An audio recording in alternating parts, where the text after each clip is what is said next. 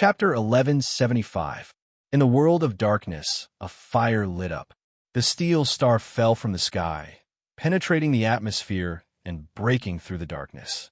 It burned and turned into a sharp blade that pierced the world, breaking the silence and sprinkling burning fire in the darkness.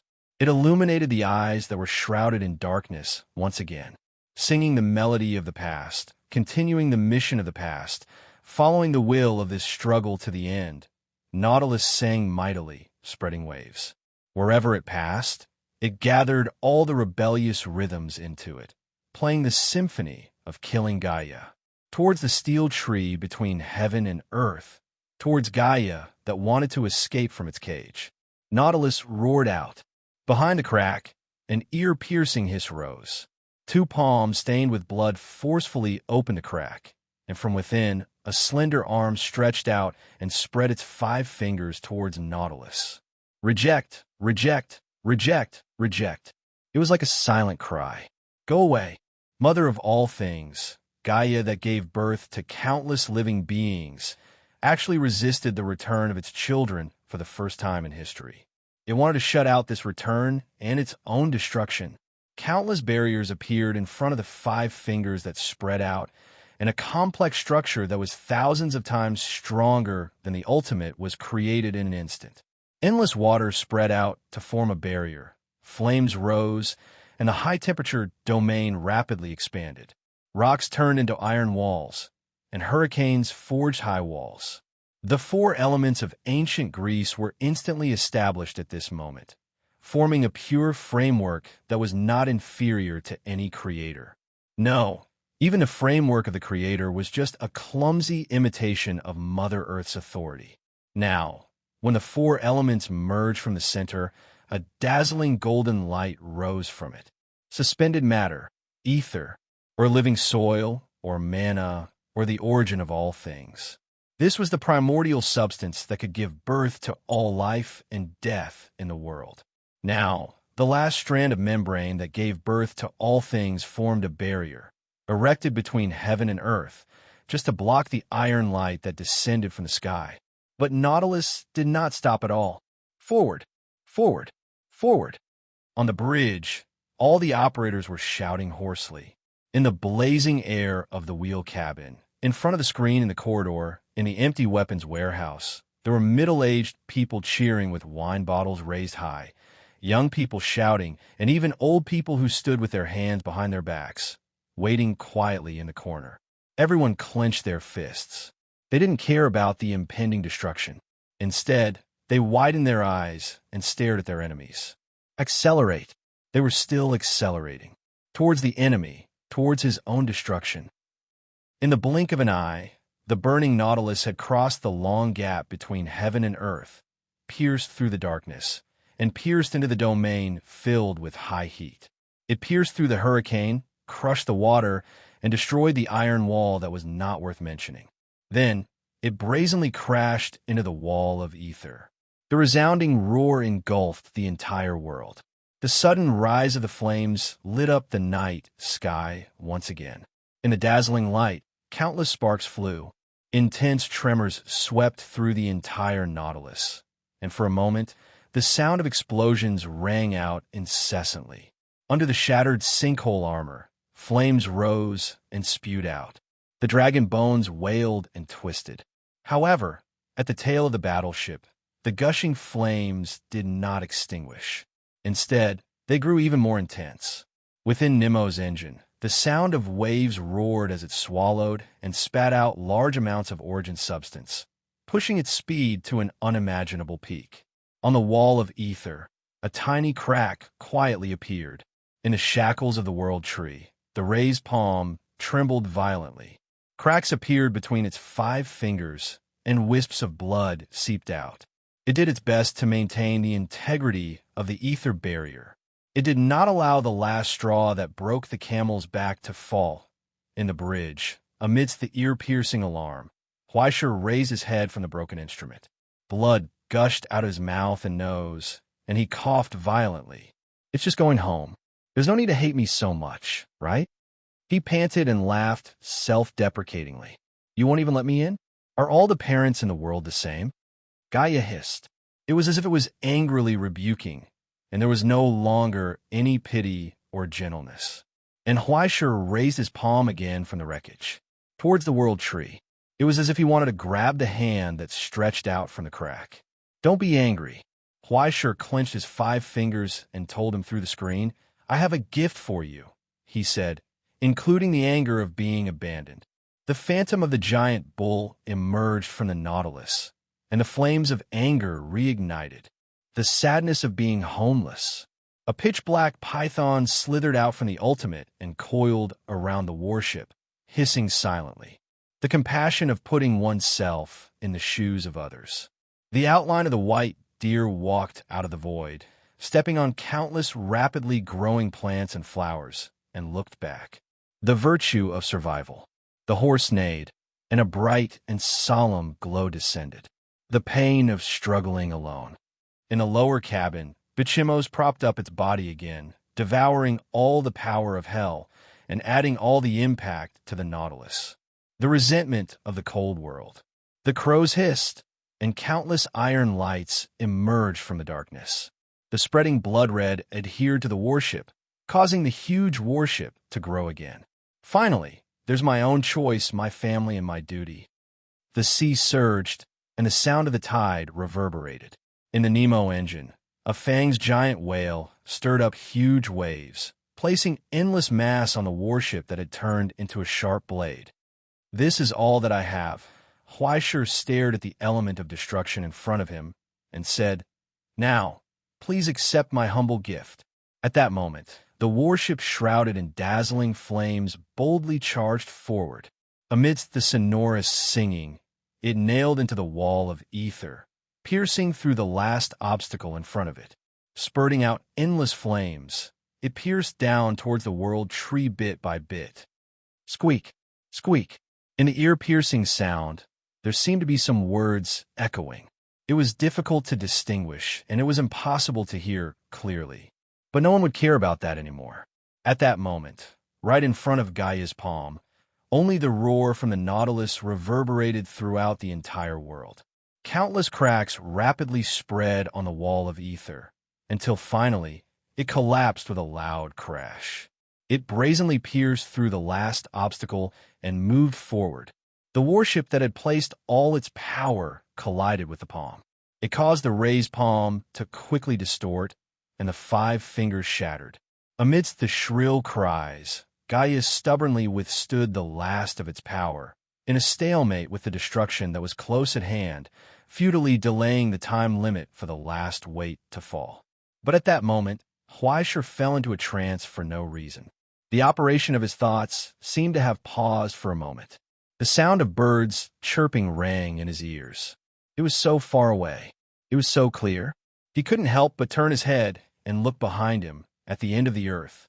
There was a ray of light flying over. No, there was no ray of light. That was just an illusion that he had created himself. His soul told him that something was appearing, something that couldn't be observed with the naked eye was happening. Someone seemed to be walking past him slowly. The moment they brushed past each other, they stopped and patted him on the shoulder. They were full of gratitude. They conveyed the last farewell. Thank you, Huaishur. A familiar voice echoed in his soul. The illusory light that didn't exist, the free birds, and even the wind of some huge object passing by him were the real things that hit him in the face. At that moment, he finally caught a glimpse of the fleeting silhouette. The old man with the sword stood straight and walked forward in a dignified manner. His messy white hair fluttered in the wind. It was like a rising flame. Sword Saint? That was Shang Quan. Was he dead? Or was he still alive? At that moment, he drew his sword towards Gaia and Shang Quan. A long time ago, after the heretic king smashed Shang Quan's head with a punch, he turned around and left indifferently. However, after he walked out for a walk, his footsteps inconceivably stopped on the spot. A soft whisper came from the wind. Right below his feet, the sharp blade that had fallen into the earth was trembling and crying out. Blood flowed down from the blade like tears, expressing the remnant hatred that remained. Cracks began to spread out from the edge of the blade. Just like that, it turned into ashes in the wind. However, behind the heretic monarch, in the empty air, there was something that caused even frozen souls to tremble. It was something that even death couldn't destroy. When the cold wind blew from afar, a blurry silhouette appeared like an illusion under the flash of lightning at the end of the night sky. It was fleeting. It was like a human figure standing with his hands tied. It was like a young man, a strong man, or a stooped old man. The remnant in the wind kept changing. Only the pair of clear eyes didn't waver or haze. It wasn't a ghost, and it didn't have any source substance. It was just a pure obsession. However, when the bubble-like remnant raised its head and looked forward, the heretic monarch felt a chill run down his spine. Is this the so-called Sword Saint Mastery? The heretic king focused on the opponent in front of him and was full of surprise. It's really eye-opening. It could actually continue to exist after its body and soul were destroyed. But what was left behind? It was hard to understand. Even in the abyss and countless hells, he had never seen such a strange scene. How could such an unreasonable thing exist in this world? At this moment, there was only a bubble of nothingness in front of him. It was no different from an illusion, but it brought about a substantial pressure. It was even stronger than when it was alive. The bubble was growing rapidly. It gradually solidified. It was as if it was recasting itself. It collected the death and destruction that drifted in the fragment. The more death and destruction it absorbed, the clearer the ethereal illusion became. But the heretic king didn't do anything. He didn't interfere. He just waited until the sword saint woke up again. He looked in front of him and was full of doubts. You didn't stop me, senior. Why should I? The heretic king sat cross-legged on the ground and pressed his hands on his knees. His turbid eyes were filled with ecstasy and anticipation. I want to fight with you, but I've already lost. Quan smiled freely. You couldn't win when you were alive, but after you died, it will be different.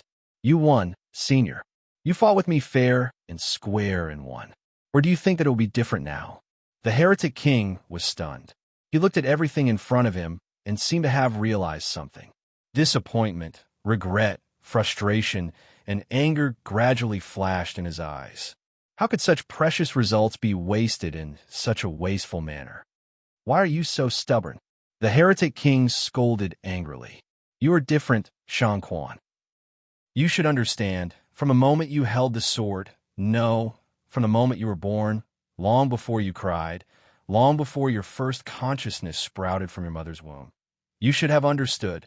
You are different from those living things who only care about personal gain. You have talent. You are like me. You still have a chance, Quan. The heretic king invited for the last time. Come to me. You can obtain eternal life, just like me. You will have endless time. Quan didn't say anything.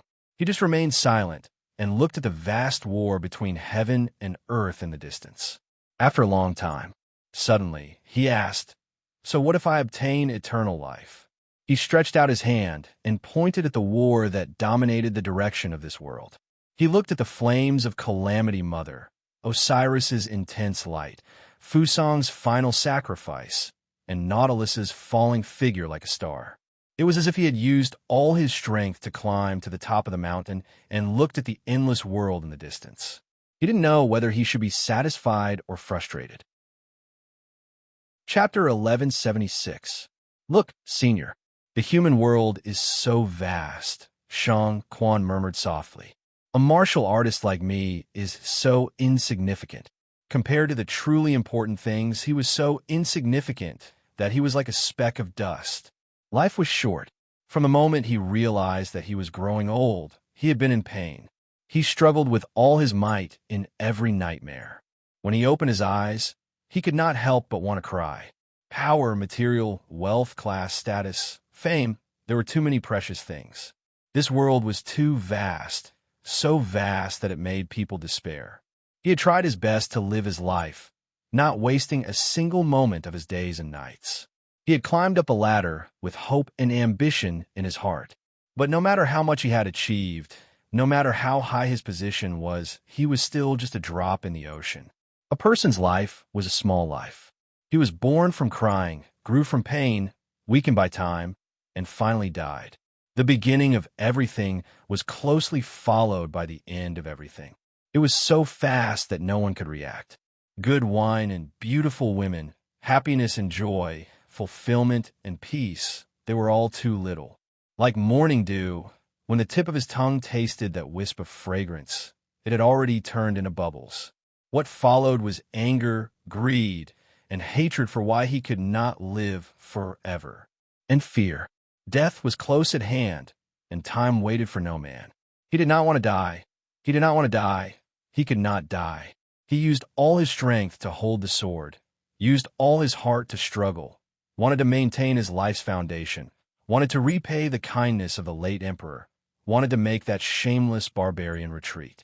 When he came back to his senses, everything was already over. But none of this had anything to do with him. His life's creation and true greatness were just dust. The late emperor's kindness had already dissipated with the wind along with time. Even that barbarian had already committed suicide and was trapped in a cage. And he, from the beginning to the end, seemed like he was just waiting. He actually did nothing. How shameful. He found so many dignified excuses and reasons, used all his thoughts to deceive himself. But in the end, he realized that at most, he was just struggling at death's door. Even if he was given eternal life, would there be any difference? It was just a waste of time. Like ghouls, they enjoyed the sacrifices of their children and juniors, lingering there with a clear conscience until one day, even they forgot what they looked like. They gradually changed beyond recognition, no longer having any dignity, until it became another monster that was no longer Shanchuan. Why couldn't he face the results that belonged to him in an upright manner? All living things would die. Death was indeed terrifying. Even though he had resisted it with his sword for so many years, when he thought of this broken body returning to the dust in the dead of night, he couldn't help but want to shed a few tears. However, the foundation of everything in the world was death. It was precisely because of the foundation of death that he was able to climb to his current level. The path to the abyss was indeed very long. But no matter how long the search was, for those seeking the Tao, if the height did not rise an inch, then it would only be soaking in the darkness. People didn't come to this world to die, but to do something. Anything was fine as long as it wasn't wasted. Now, it was time for him to welcome the final result. Eternal pursuit of the pinnacle of Sword Tao. That sounds great. Shan Chuan shook his head regretfully. Unfortunately, there's no need at all. The pinnacle of Sword Tao, that kind of thing had long been under his feet. Why waste time? Let's go myself. He smiled and sighed softly. At that moment, a clear chirp sounded from the wind. It made the heretic king subconsciously reach out, wanting to cover the non-existent blade. But the blade didn't come here, but fell on Shan Chuan's own body. A clear crack appeared on the illusion. It made the illusion quickly blurred, and together with the last obsession, it was destroyed. At that moment, not only here, but also outside the chessboard in Nakajima's hand, the cards quickly shattered and disappeared. Shan Chuan's lifetime of glory, the pinnacle witnessed by all things in the world, all records of things about him, including the copies, all turned into ashes, drifting away. Not only here, but also in the present and the border, netherworld Yoshitaka, Yingzhou, and even Rome, Dongxia, Egypt. All the memories of Shan Chuan quickly blurred and turned yellow, and all the records on the pages disappeared without a trace. In their place were other complicated and wonderful stories. Other than a few people who still had evidence of his existence, only the last dojo and the gentle hug he gave to his granddaughter were left. Just like that, he quietly said goodbye to everything. Finally, he nodded to the heretic king. Farewell, senior. The high-spirited swordsman smiled freely and looked forward. Death is really terrible. He said, I'm going to die. At that moment, his end, his death, turned into a path of darkness and appeared under his feet. Just like that, he stepped forward and walked proudly toward his end, passing through the broken battlefield, passing through countless other deaths, and finally brushing past Huaishur. He finally reached the end of the path. In the eternal darkness, a solemn outline faintly appeared. As if it had been waiting for a long time, it nodded slightly at him. Perhaps This was death. For the last time, it raised an invisible scale towards him. Sorry for making you wait. Shan Xuan smiled and put his life as light as a feather into it. Then, from the other end, he received the sword that had been given to him.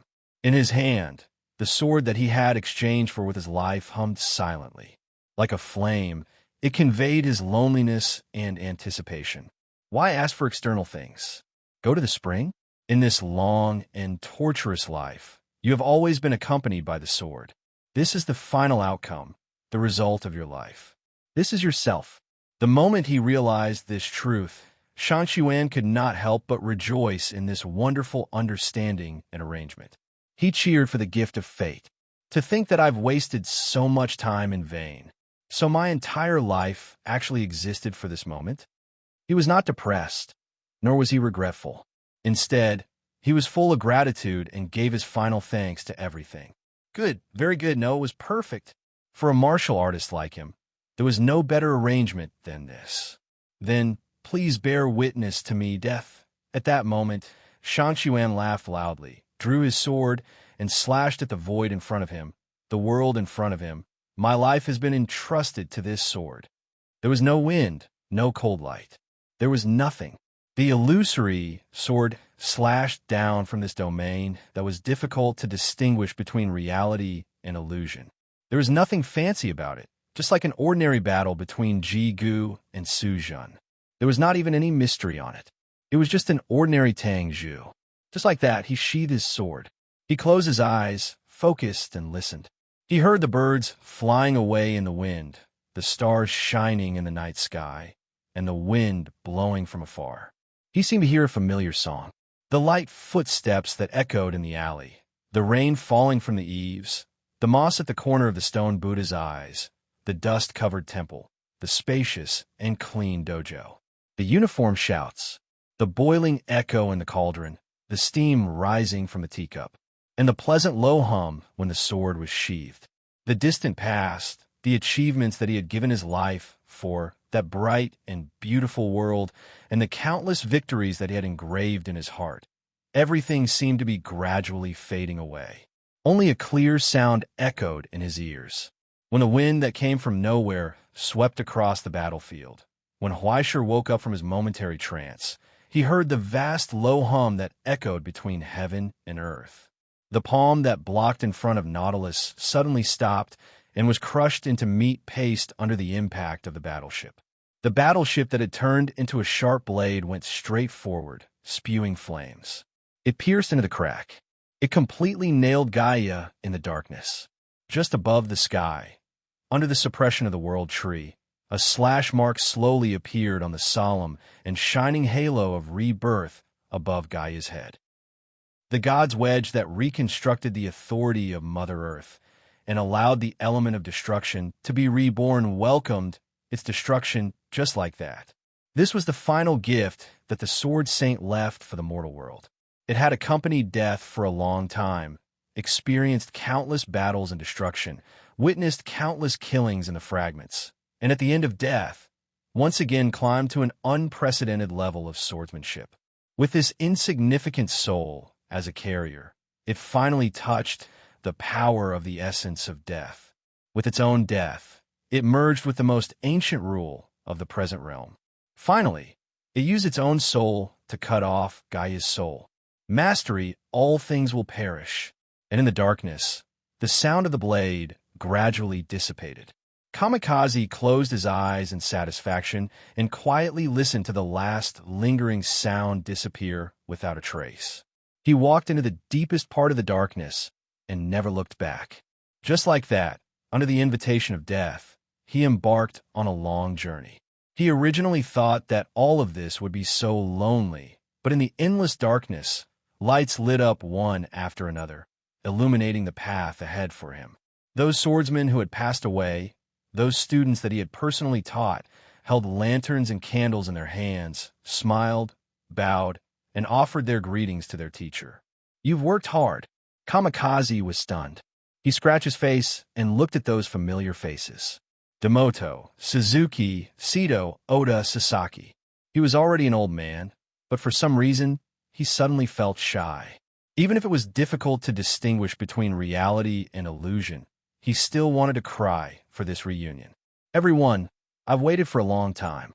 He bowed and gratefully returned the greeting. Just like that, they hugged, chatted, and laughed. Shoulder to shoulder, they walked on the long road. Moving forward on the rugged road, it was as if they had crossed the mountains and passed through the wilderness. The beautiful journey was endless, until finally, the darkness disappeared without a trace. All the haze was gone. The brilliant sea, surging with silver light, illuminated his eyes. The sound of the tide echoed in his ears, and the waves spread over his feet. The world was brightly lit, the night sky was shining, and this endless sea of homecoming. It's so beautiful. He closed his eyes. This was the end of the Sword Saint.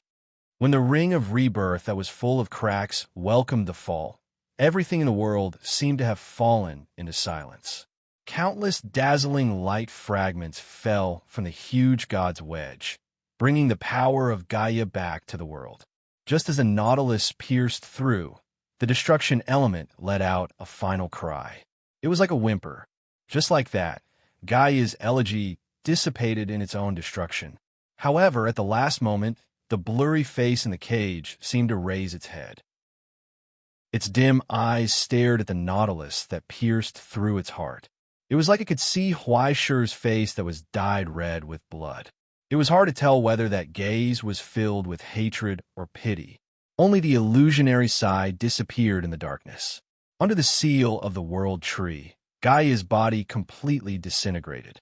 The origin substance that had lost control, the power that had lost its life force, and even Gaia's slowly dissipating instincts turned into pure flames and spread.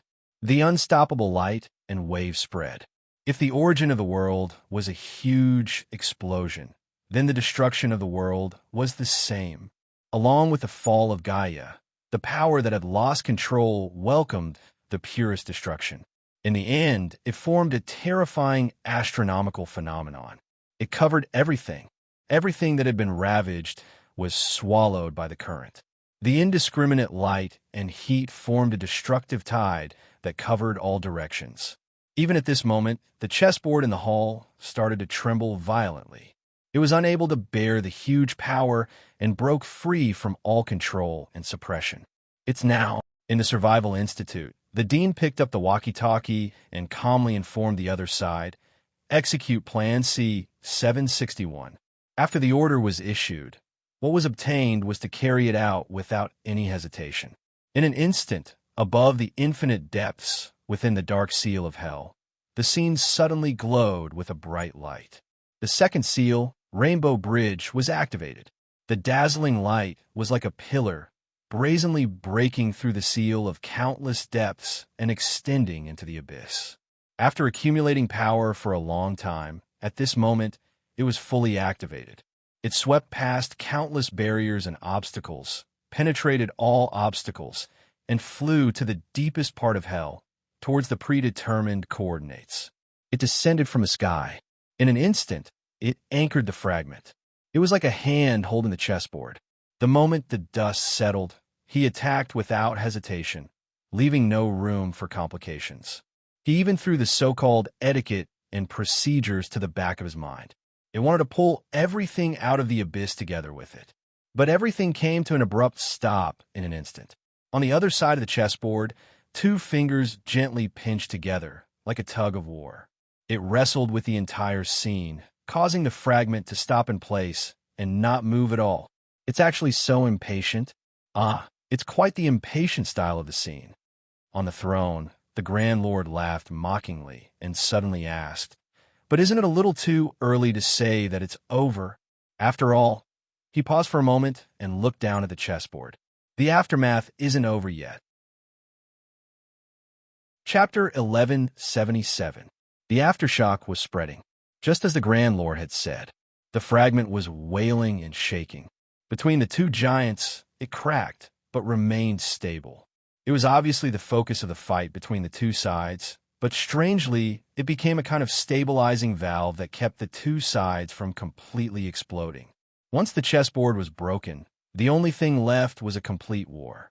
Neither the continuation court nor the grand monarch wished for this gamble to end in such a hasty manner. But in the fragment, the flame was swaying. The tide of destruction was still spreading. It engulfed everything: the wilderness, the earth, the ocean, the hills, the crypt. From the sky to the underworld, the wailing of the fall spread far and wide. Whether it was hell or the present realm, they were all shrouded in the same destruction. In front of the remaining Russian Federation, countless barriers were destroyed under the impact of the torrent. The walls cracked, but a new iron wall opened again in front of the Knights Templar. In the turbulent torrent, the huge fortress was like a small boat in the storm. In a violent turbulence, everyone lay on the ground, trembling, and stared at the barrier that was constantly cracking. Further away, there were the sentry posts that were gradually extinguished like candles in the wind, and the temples and buildings that were swept into the torrent and completely turned into ashes. More of everything was dying. For a moment, Huaishir felt that he was really going to die this time. But the flame of destruction did not engulf him in an instant. In that fleeting instant, he only had enough time to see a figure blocking in front of him. The old woman spread out her 10 arms, gradually peeling off in the fierce wind and flames. But when she finally looked back, there was a proud and gratified smile on her bare white face. There was no more seriousness and coldness. She was like a gentle grandmother. Finally, she said goodbye to him silently. In this short moment, the wheel of God fell from the sky and sped against the torrent. Regardless of the rapid withering and burning of the wings, it wrapped Quafu and Huaishir together. Then, the rapidly expanding light engulfed everything. In the terrible impact of the spinning world, Huaishir lost consciousness. At the last moment, he just subconsciously reached out and wanted to stop something. But nothing could stop him. Amidst the violent impact, the light and darkness completely swallowed him up. He felt as if he had fainted, but he was not blessed by the dream. Among the countless scattered thoughts, there was only the burning pain and torment. After a long time, he felt someone shaking his body with all their might. They were shouting his name. But other than that, he couldn't feel anything else. When he opened his eyes with difficulty, he saw Quafu's charred, smiling face. Quafu was so happy that he looked like a flower that was about to bloom. "Hey, Huaishir, hey," he shouted. "Can you hear me?" Huaishir coughed violently. As he swayed, he was about to vomit blood. "I'm not dead yet, but if you don't let go, I'll die soon, and you're ugly. Ha! You're still talking about me. Aren't you the same?" He glanced at Huaishir, who seemed to have crawled out of the fire scene. He picked him up from the hot gravel again and carried him on his back. For fear that he would fall asleep again, he muttered, "Let's not laugh at each other. When I was young, I was at least an idol in the Dongsha pedigree, wasn't I? It's just that people's aesthetic standards changed too quickly later. There were more people who liked boyfriends than people like me, who were tough guys. Where's your mother?" Huaishir asked in a hoarse voice. Quafu was silent for a moment. He carried him on his back and staggered forward. "She passed away." Huaishir still wanted to say something, but he couldn't speak. He only heard a sudden roar behind him. Between the sky that had been burnt to a pale white and the earth that had been burnt to a pitch black, a strange figure appeared in the gradually dissipating smoke and storm. In the roar that sounded like the collapse of a mountain, it was moving slowly, dripping stinky pus and decaying body fluids. It wore a white bone crown on its head, and flesh and blood surrounded its body like a skirt. The wheel of God and the solar ephemeris kept flashing, but they couldn't stop it from moving forward. Only when the thunder spear of the Pantheon fell could it leave a penetrating burn mark on its decaying body. It was obviously full of holes, but it didn't care. More decaying tissues were rapidly regenerating, dragging behind it. In the strange, bloody air, large groups of vesicles were formed on the ground. A foul smell drifted in the ash-filled wind. The familiar breath almost suffocated Huaishir again. "What is that?" "Gaia." As early as the moment after the aftermath dissipated, when the strange monster crawled out of the lava and fire, Jaeger couldn't help but cry out. His 5 convulsing fingers had already squeezed the disposable paper cup in his hand into a ball. Gaia is dead. The dean looked coldly at one of the many evil consequences that would appear in the many plans, his electronic voice flat. After gathering the power of various major lineages and using up most of the resources, Shan Xuan destroyed the Ring of Rebirth with the supreme of all things end, and finally completely erased that vague consciousness. As the elemental of destruction, Gaia had already been buried in the world tree. The destruction that you see is the ripples that were created when she died, and the one in front of you is just a stitched monster. The dean paused for a moment, his electronic voice showing undisguised disgust. Was that a resistance against the abyss, or dissatisfaction with such a crude processing method? Unable to tell, Jaeger did not intend to guess the values of the Continuation Academy. They might not have such meaningless things in the first place. Don't worry, it has already lost the elemental of destruction. The instinct that was awakened by the Ring of Rebirth has completely disappeared. Now, what is left is only the remains tainted by the abyss. From the beginning, the Golden Dawn had never thought that they could rely on Gaia to be successful. As the elemental of destruction born in the present realm, they knew too well the style and fighting spirit of their former companions and colleagues. Even if Gaia was so huge and terrifying, with only 10% of her state, she could not summon much of her former power and could only rely on instinct to deal with it, and there was still the possibility of defeat. So, why not put more effort into after Gaia's death? Towards the embryo that belonged to the world, inject the primordial breath of chaos, implant the blood of the shadow realm, and finally fill the spirit of greed of paradise. If Bushuan was still alive, he could even be given fallen wisdom. Inject the essence of hell into that shell, and when Gaia falls, the one born from it would be the ruler of the abyss. Give birth to all kinds of evil, and turn the shard into a complete hell. In the end, the flesh and blood that grew would fill everything, devour everything, and open up its own kingdom of hell in the abyss. So, Jaeger asked with a sliver of hope, what will happen next? Something that has always happened, Mr. Jaeger, will happen, the dean replied. We have already made plans for the 6 worst-case scenarios, including the resurrection of the old Gaia. But the Continuation Academy is not omnipotent, and we don't have the ability to create miracles out of thin air. The dean paused for a moment, as if he was recalling. Next, there is the possibility of continuation, Plan 1730, Omega's record, and the preparations for the 2 Kings of Hell. But all our strength has been used to fight against the old Gaia. After the World Tree, there is no material on the chessboard that can be used. Other than that, only the final decay sequence can be used. Decay sequence. Awaken the remains of the 2 elemental of destruction in the chessboard and combine them. Everything would be completely destroyed.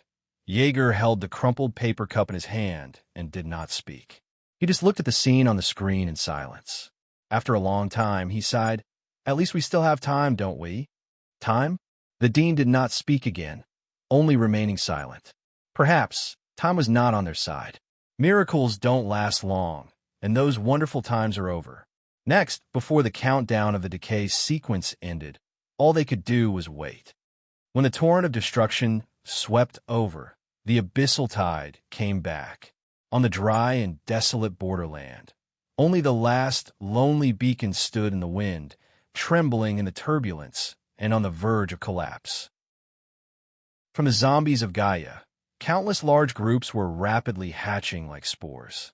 Just like germs growing in a rotten hotbed, they absorbed the pure vitality eroded by the abyss and crawled out endlessly from the crimson vesicles. The wet bodies quickly hardened in the scorching hot air and became colorful, like birds, like beasts, like the strange result of all living things in the world. They hissed hungrily and endlessly attacked the last fortress of the Russian Federation's defense line. The black tide drowned the formation of the Templar Knights. There were more ascendants and legions hurriedly retreating along the road, shrinking their defense toward the inner domain that had not been eroded by the abyss. But there were more abyssal projections sprouted and spread under the sowing of the rotten zombies. planting the shadow of destruction and the fruit of destruction. Looking down from the sky, one could see the rapidly shrinking light, the collapsing defense line, and the last glimmer of light guarding outside. Endless anger, endless thunder. In the gloomy clouds, tens of thousands of pure lightning bolts descended from the sky like plows, sweeping through the solidified monsters. Countless stinky slurry and charcoal flew up. But there were more huge shadows slowly rose from the end of the horizon, until the thunder also felt tired. It gradually dimmed. In the tired cry of the Kuanpeng, Yun Zhongjuan's figure fell from the storm, staggered back, and sat on the ground. He no longer had the strength to spread destruction. He had reached his limit. This time, he could not hold on anymore. What's wrong? Didn't you just look like you don't want others to interrupt when I'm doing something? In the frame, Sharma glanced at his sorry appearance and said bluntly, "It seems that I've won this time." "Yes." Ing Fangzhou thought for a moment, nodded, and said seriously, "Thank you." "Huh. This is really unlike you," Sharma instinctively sneered. He turned around and was about to mock him when he saw his eyes. The tired Yun Zhongjuan was also looking at him. He was so serious. It made him stunned on the spot. Just like that, Ing Fangzhou used the last of his strength to pick up the spear of hatred and handed it over. "I'll leave the rest to you." TSK. Sharma's expression gradually darkened. He impatiently snatched it away. "What else can I do? Will I lose just because there's one less guy who's holding me back?" Ing Fangzhou seemed to be smiling. There was no more sound of breathing in the wind. The dark clouds in the sky gradually dissipated, but for some reason, rain fell on the back of Sharma's hand, down the spear, and onto the cracked ground. Another drop. It gradually covered everything until he could no longer see the world in front of him clearly. Why did it not make him feel good until the end? Was it so difficult to take a step back earlier? Sharma wanted to roar and question him, but he could no longer get an answer. There was only silence. Under the dim sky, outside the framework, the hissing noises gradually approached along with the tide of hell. However, the air seemed to still reverberate with cold sneers, as if it was the final taunt left for hell, even though his broken body had dissipated in the wind, never to be seen again, and the dazzling lightning rose again in the hatred of all things. The soul of Kuanpeng rose from the water of hatred and surrounded the Creator, obediently carrying out the Master's last order. Just before the army of hell, the last guardian raised the spear in his hand. "It's not over yet, is it?"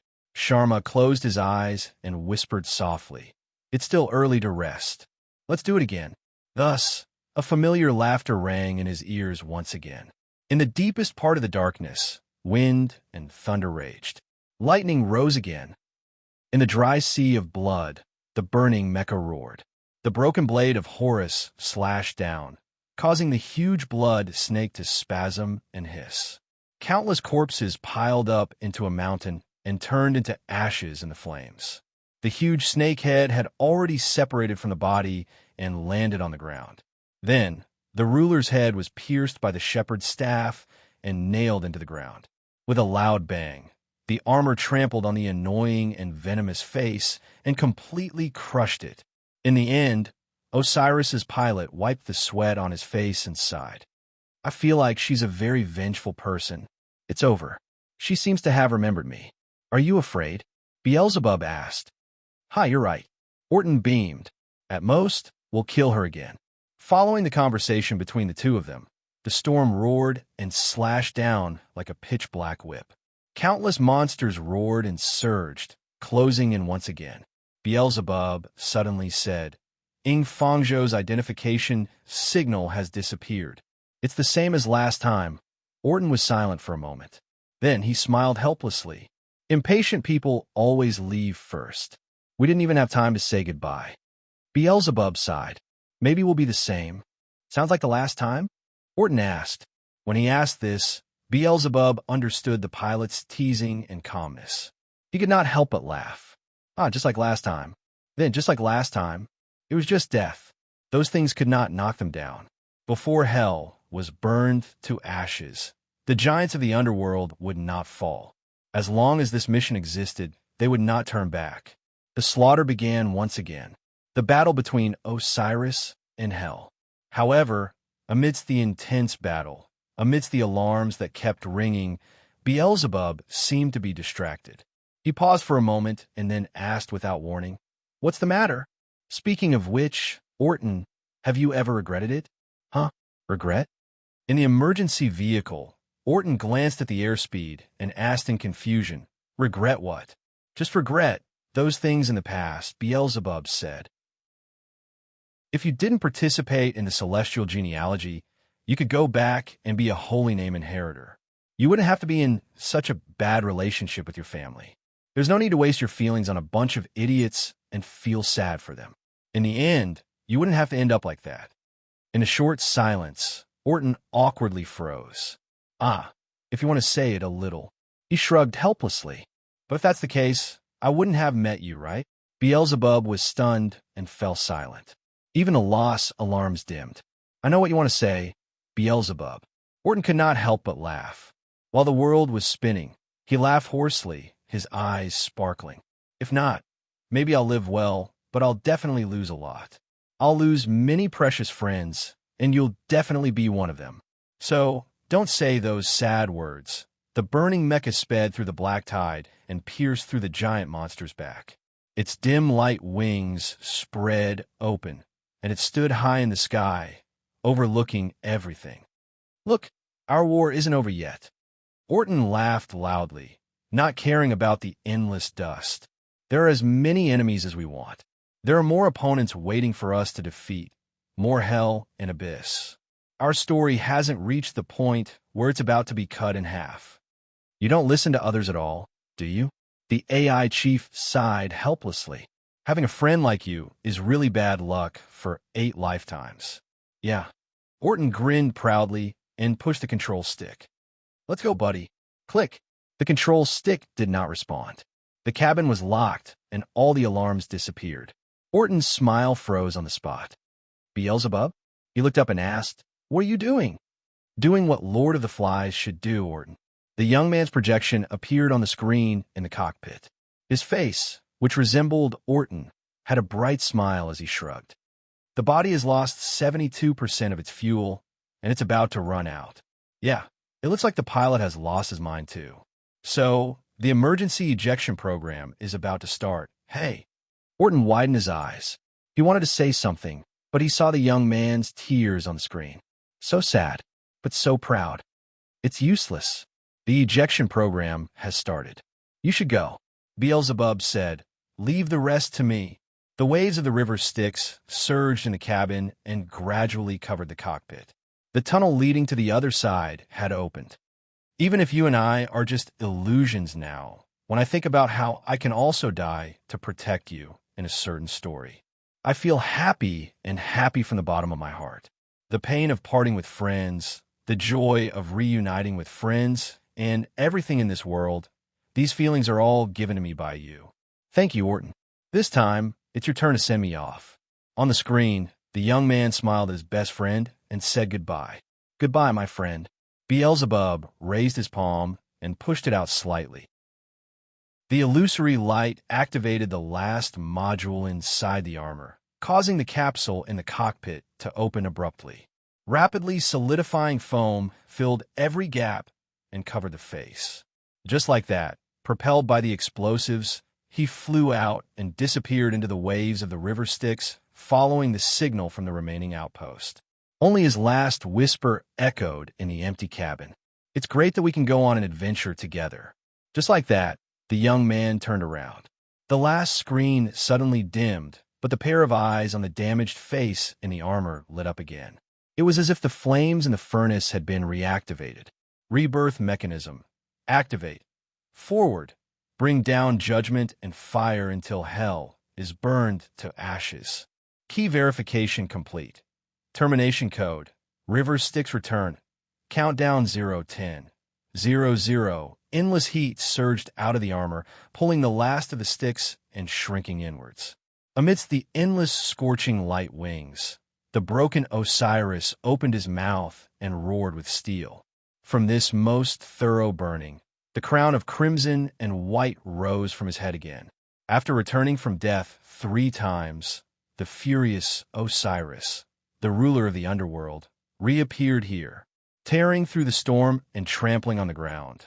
The flames rose from the ground like a ring and spread, enveloping the endless tide of decay. And the furious giant god descended from the sky. Before the ball ends, let me teach you. The god of steel, who no longer had any weaknesses, grinned hideously. He reached out and pinched the hunter angel hidden in the army. What is destruction? Boom! Destruction descended. In the distance, bursting light rose into the sky. The storm swept up the dust and spread on the barren land. Fleischer coughed violently and felt dizzy.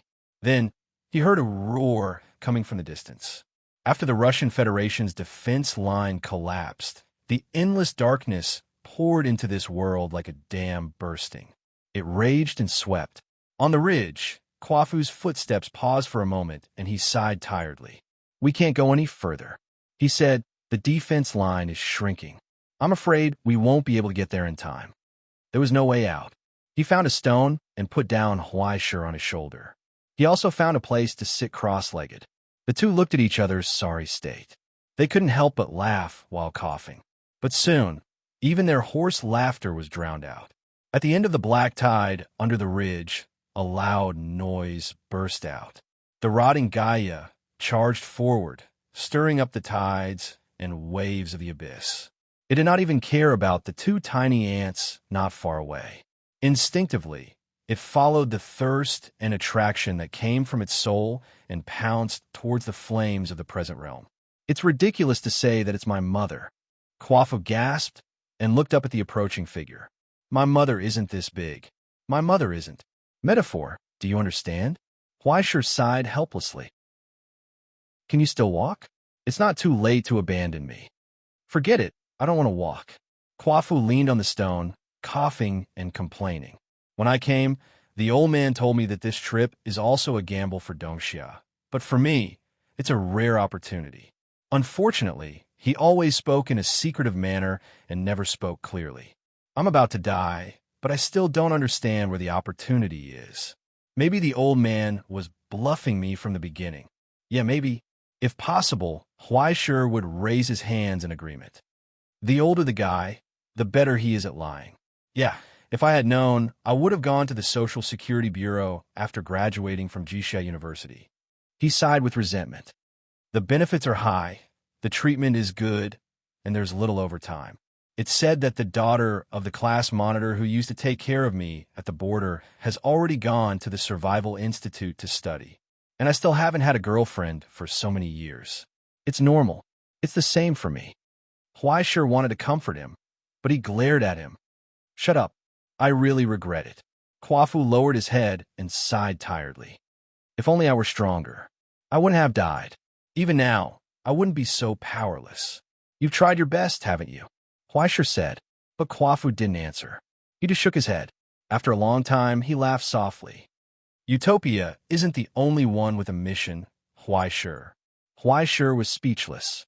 "I've been thinking that if only I were a little smarter, like Xiao Bai, who understood everything with a hint, I wouldn't be like this now. If only I could be a little more scheming like Red Dust, I wouldn't always say the wrong things and make people hate me. I could be like Dieting, who has many friends like Bai Zhe, who is lucky, or like Little Fox, who is more scheming." Kwafu laughed self-deprecatingly. "A brainless person like me always disappoints everyone, but everyone is still willing to take me along. This world is really incredible, but I can't help but think, why can't I be like them?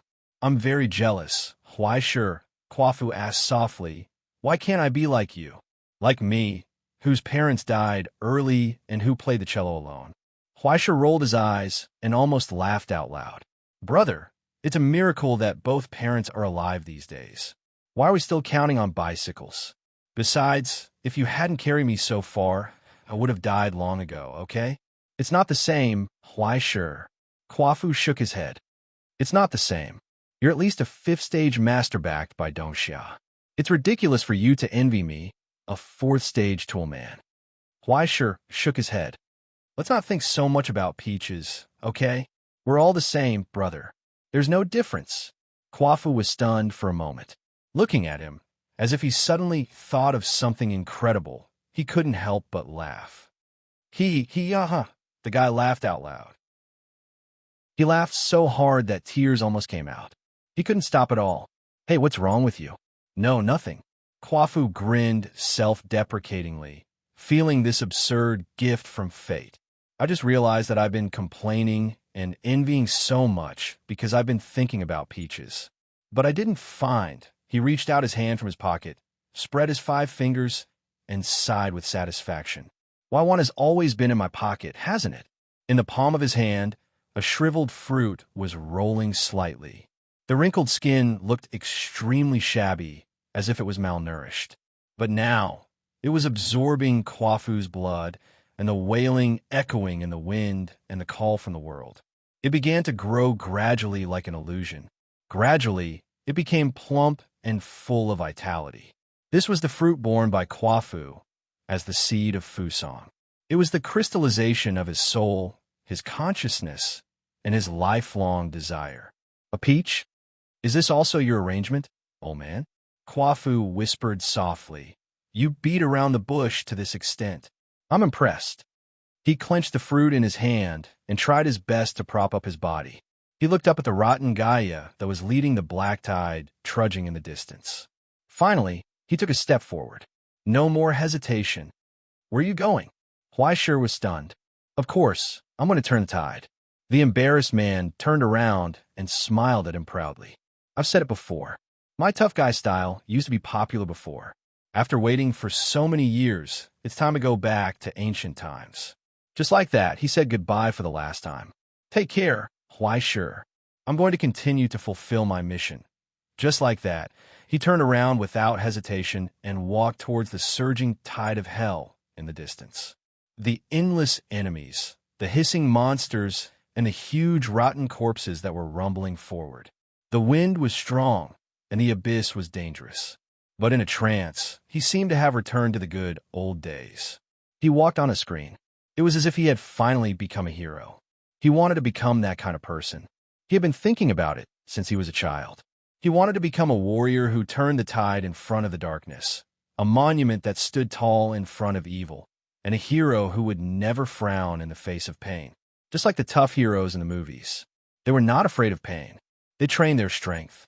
Day after day, they lifted weights, squats, and marathons.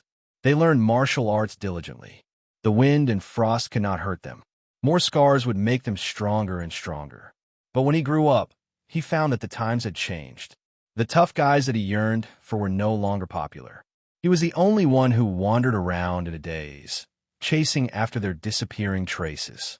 He was at a loss. What was the old man thinking when he stretched out his hand and invited him to join him? Now, he could not remember it all. He only remembered that at that time, his heart was surging. Do you want to come? Xian Yao said. We can protect this world together. Of course. Kwafu held the old man's hand tightly without thinking. His eyes were almost filled with tears. I've been waiting for this day for many years. Now, this day had finally arrived. Whether we live or die, it's up to you, old man. In front of the galloping tide, the lonely defender held the fruit in his hand tightly. I believe in you. I've been waiting for so many years. Today, I'm going to act cool for sure. He opened his mouth and swallowed the bitter fruit of his life. Amidst the spreading pain, he roared silently towards hell. Terrifying flames spewed out from his mouth and nose, easily tearing apart the undercurrent. It was as if endless power suddenly erupted from his body and expanded rapidly. It burned everything to ashes, including himself. Wait, it seems there. He widened his eyes. Something's wrong. Boom! Before the darkness, a towering pillar of fire rose from the ground. After completely burning him to ashes, it spread and scattered pale ashes all over the world. Kwafu disappeared without a trace. Did it fail? Xian Miao's movements froze. He froze on the spot and stared at the projection in front of him. He almost forgot to breathe. Just then, A sorrowful bell chime rang out from the dark underground palace. The silent painting scroll suddenly flipped. A large brush appeared out of thin air like a beam. It swept past countless records and landed at the top of the scroll, completely erasing Kwafu's name at the front. A person's death was like a lamp going out. This confirmation from the source code was quickly transmitted to Xian Niao's perception. The old man fell into the chair and no longer had the strength to support himself. It was difficult to breathe, but soon he felt that the white wolf hook in his sleeve was vibrating endlessly. A high-pitched chirp. It was as if he smelled the resonance from the present world. When Xian Niao opened the compass in his arms, he saw the needle spinning crazily, indicating the turmoil in the star field and the violent conflict between the various palaces. Even the turbulence of destiny. It was the destiny that was about to be reborn. In the gestation, it roared loudly at the mortal world, overlooking the dust. At that moment, in the chessboard, the pillar of fire that rose from the ground suddenly split. 8 different divine marks grew out of it like branches and leaves. They circled between the earth and the endless projection of the star field of destiny. Qian, Qin, Jin, Zhan, Sun, Li, Kun, the innate 8 trigrams repeated itself here. Endless gravitational force burst out from the vortex, turning into a tornado that engulfed the black tide. Large groups, armies, monsters, rivers of blood, and all the insignificant enemies were sucked into the furnace of purgatory like dust. They turned into dust. Only a crimson outline slowly emerged from the furnace like purgatory. Bones, internal organs, muscles, skin, it was as if it was reforged from gold and iron. It had also forged itself into a weapon that could destroy everything. Come! At that moment, Kwafu raised his eyes and called out to the mortal world. Heaven and earth shook violently, and everything was in turmoil. Come! He shouted again. The mountains shifted, and the 7 seas surged. Come! When the last call resounded through heaven and earth, in the deepest part of Jixia's underground palace, the dust-covered ancient bronze weapon suddenly trembled and cried out, sensing the call from fate. It suddenly cracked and turned into dust all over the ground. But in the raging fire and storm that occupied the axis of heaven and earth, tens of thousands of cold light suddenly extended and condensed in Kwafu's open hands. At that moment, a majestic armor appeared out of thin air. In the vast and mighty sound of all things in the world like a song, the fiery red plume rose from the crown. The flowing fire-golden eyes looked down on all things. When the large brush on the painting scroll fell again, a brand-new name appeared behind the name of Xian Niao. Just its existence shook the sacred marks of the entire Eastern Xia genealogy. Just the writing made all the ascendants feel its brilliant majesty. This was an honorific title that could not be passed down unless one gambled his life. Unless the world collapsed and the mountains were overturned, the destiny that could never be condensed. What was needed was the full support of the Eastern Xia genealogy, the determination of millions of people to go forward, the preparation to sacrifice everything and even their souls. What was needed was the desire to become a hero. When the world was on the verge of collapse, when all things were calling for salvation, when evil spirits occupied the mortal world, when the heretics usurped the orthodoxy, this force would respond to the summons and set everything right. The crown of destiny of Eastern Xia for 5,000 years. The well-deserved number 1 hero. The crown 1, great sage equaling heaven. Chapter 1178. The torrent rolled back. Now, the hero in the fire raised his head and stretched out his hand toward the black tide that covered the world in the distance. In an instant, the pillar of fire between heaven and earth dissipated. The mighty flames followed his will and turned into a torrential rain that fell, igniting everything again. In his hand, the ordinary-looking copper rod began to extend endlessly. It went straight toward the rotten ruler and the broken body of Gaia that was rumbling toward him. It struck down. But as the flames spread, countless copper rust peeled off, revealing dragon-like words. Sea-calming divine, precious iron. A terrifying power that was enough to nail the entire ocean erupted here. The ruler roared. His head and even his body were completely destroyed by this rod. For the first time since she was born from the rotten corpse, she actually stopped in her tracks, right in front of this mighty power that was comparable to a god. Come, Andy. The great sage, who had turned into a giant, held her arm tightly. His face in the flames seemed to be smiling sinisterly. Don't worry, let's have a good chat. Then a headbutt. Boom! Boundless destructive power burst forth from the impact, rapidly spreading towards the darkness. The countless monsters couldn't even touch him. They couldn't even leave a scratch on his armor. When the undefeated hero stood in front of the present realm, he blocked the entire hell with his own strength. The divine mark of the Pantheon descended once again, together with the burning solar ephemeris and the broken wheel of God. They bloomed with intense light and scattered the flames of destruction and counterattack. Under the continuous counterattacks, the crumbling front line actually stabilized once again. Such a genius in a desperate situation. What a surprise. The great sage praised and shook his head slightly, as if he was pitying him. Unfortunately, it's too late. It was already too late to destroy now, because on the chessboard, the pitch-black color had already begun to spread. It was like mold after the rain, overlapping one another. The aberration from the abyss had already descended into the dead world, deep into the bones, when the ruler screamed again. Pitch-black smoke rose from the rotten body, enveloping everything. It took root under the ground and above the sky, enveloping everything. It gradually covered the light of the battle and covered everything. More abyssal tide was spreading out from the rotting body endlessly. She was slowly splitting apart, dissolve. Mother asterisk her, how annoying! The great sage roared, and flames surged out from his golden eye, slicing through the rotting ruler's body. Next, the godly sea-steadying needle slashed down, completely destroying the wriggling head. It was a pity that not only were there whales, but there was also hell's precipitation that was gushing out. Blindly enduring the siege from the present realm, the Stitch monster did not resist at all except for the innate infection.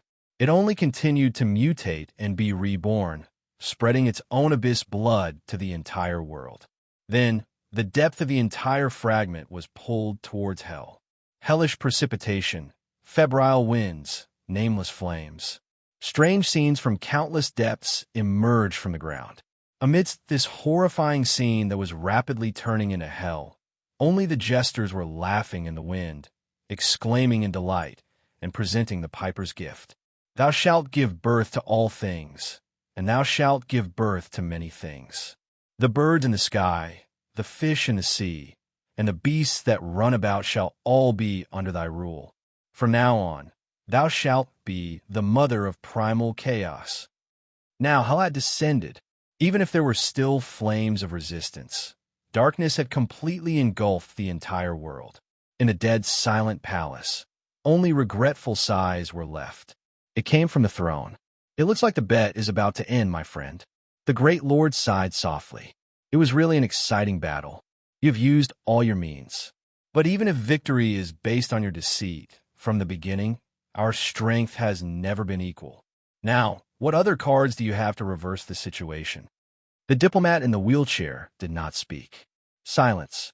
It was already difficult to breathe. A dark and gloomy aura emerged from the old man's body. It was as if there was a tangible darkness wrapped around his face. Gradually, his scarlet eyes trembled. Solidification had arrived. The sound of cracking rang out one after another. Whether it was the surgery of the Survival Institute or the treasures of the various major lineages, they were all dissipating one after another, unable to be effective. Under Isaac's long sleeve, his wrist turned slightly, and a cold snort was heard from the throne. It's time for you to stop deceiving yourself and others. Ha! In the low thunder, scarlet blood flowed from Isaac's mouth and nose. After becoming Kronos, This was the first time he felt that the undercurrent in the timeline was so violent that it almost tore his soul apart. Right in front of him, the huge chessboard had completely turned black. It broke free from the link of the Bifrost and fell inch by inch into the dark abyss. And as the depth of the fragment changed, more cracking sounds rang out from the surroundings of the present realm. Amidst the alarm that spread throughout the Directorate, the complex connections between countless borders began to rapidly disintegrate and collapse. The present realm's defense line began to disappear. Countless huge gaps gradually became exposed and grew.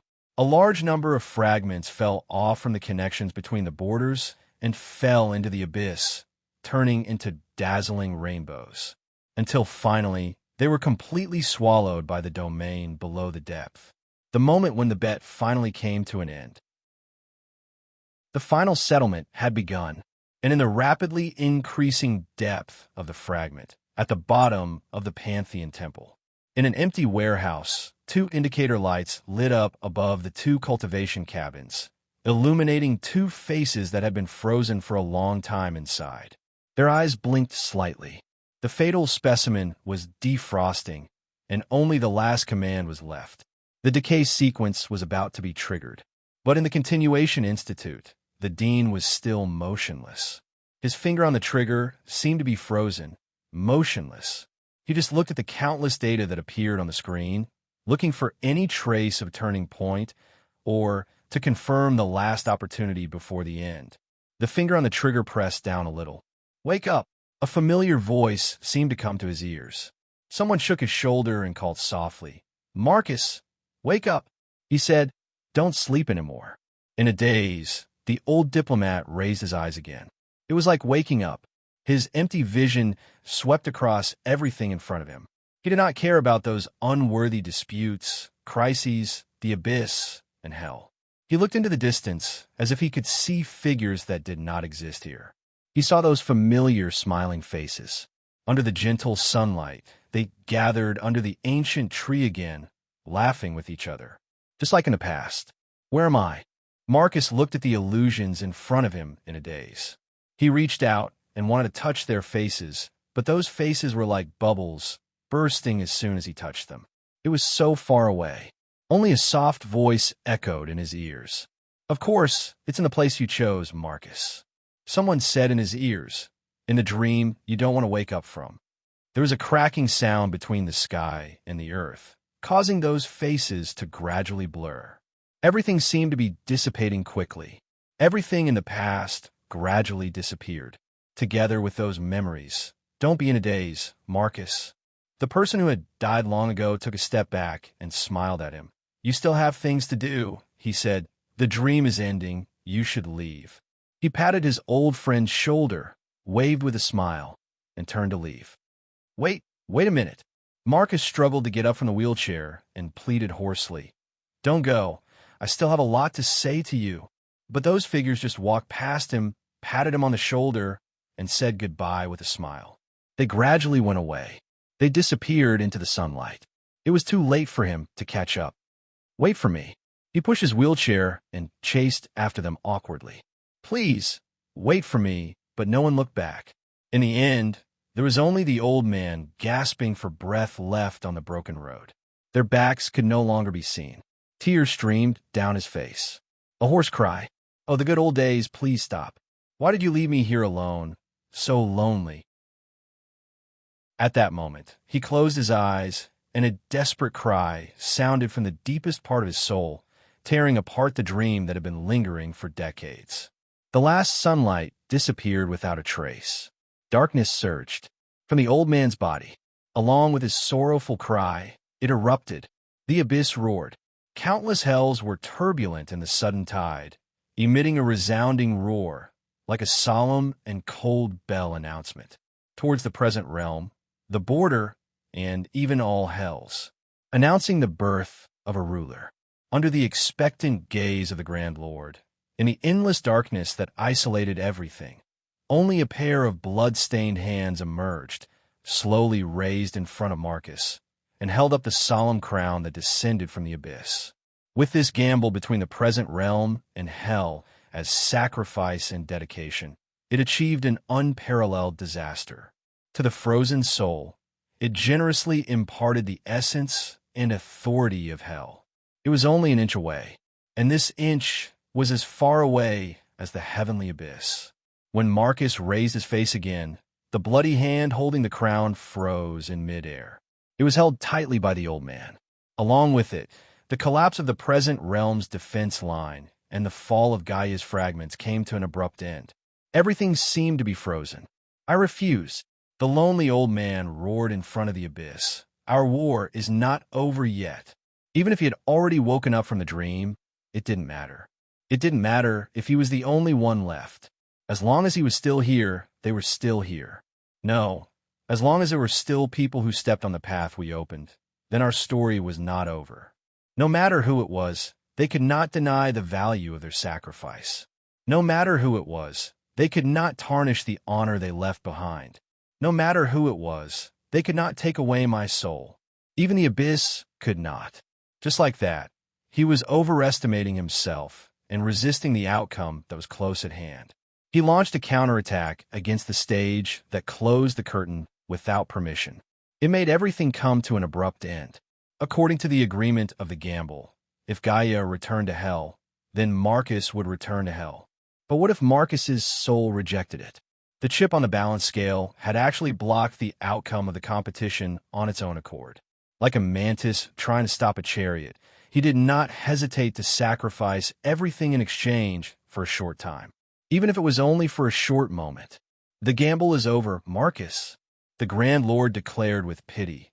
"Your resistance is indeed precious, but it is meaningless. The dust has settled, and you will return to the abyss." No, the gamble is still here. Under the blood crown, the old man stared at the result that he blocked and revealed a mocking smile. "So, the rules are still here." At that moment, behind him, Isaac sighed silently. He closed his eyes. Chronos stigmata operated again. The surging divinity burned the soul and once again broke through the countless turbulent undercurrents on the timeline.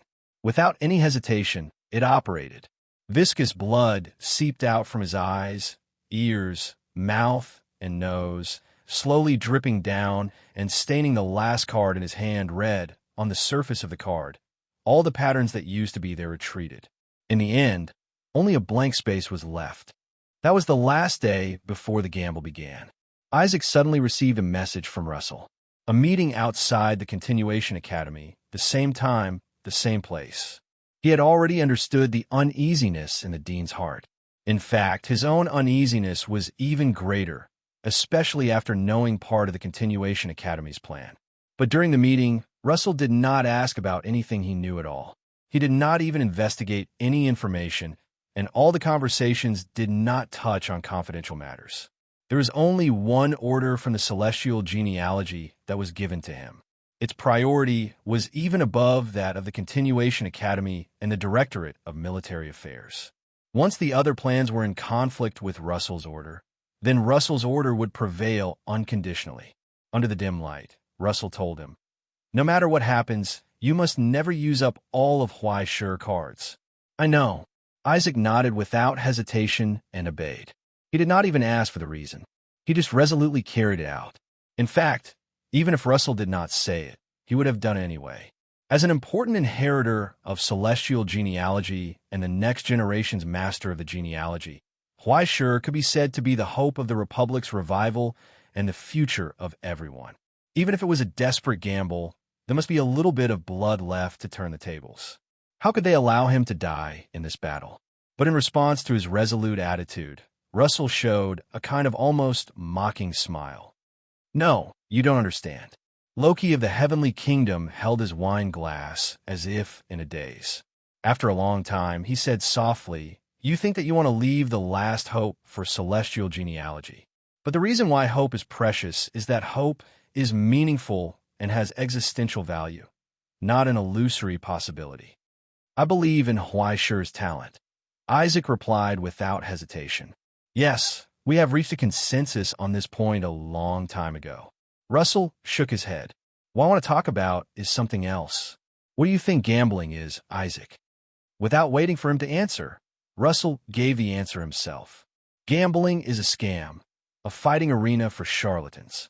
Everyone schemed against each other to find out each other's trump cards, read every change in expression, and search for the aura of every conspiracy. Sometimes, even before the gambling began, the outcome was already determined.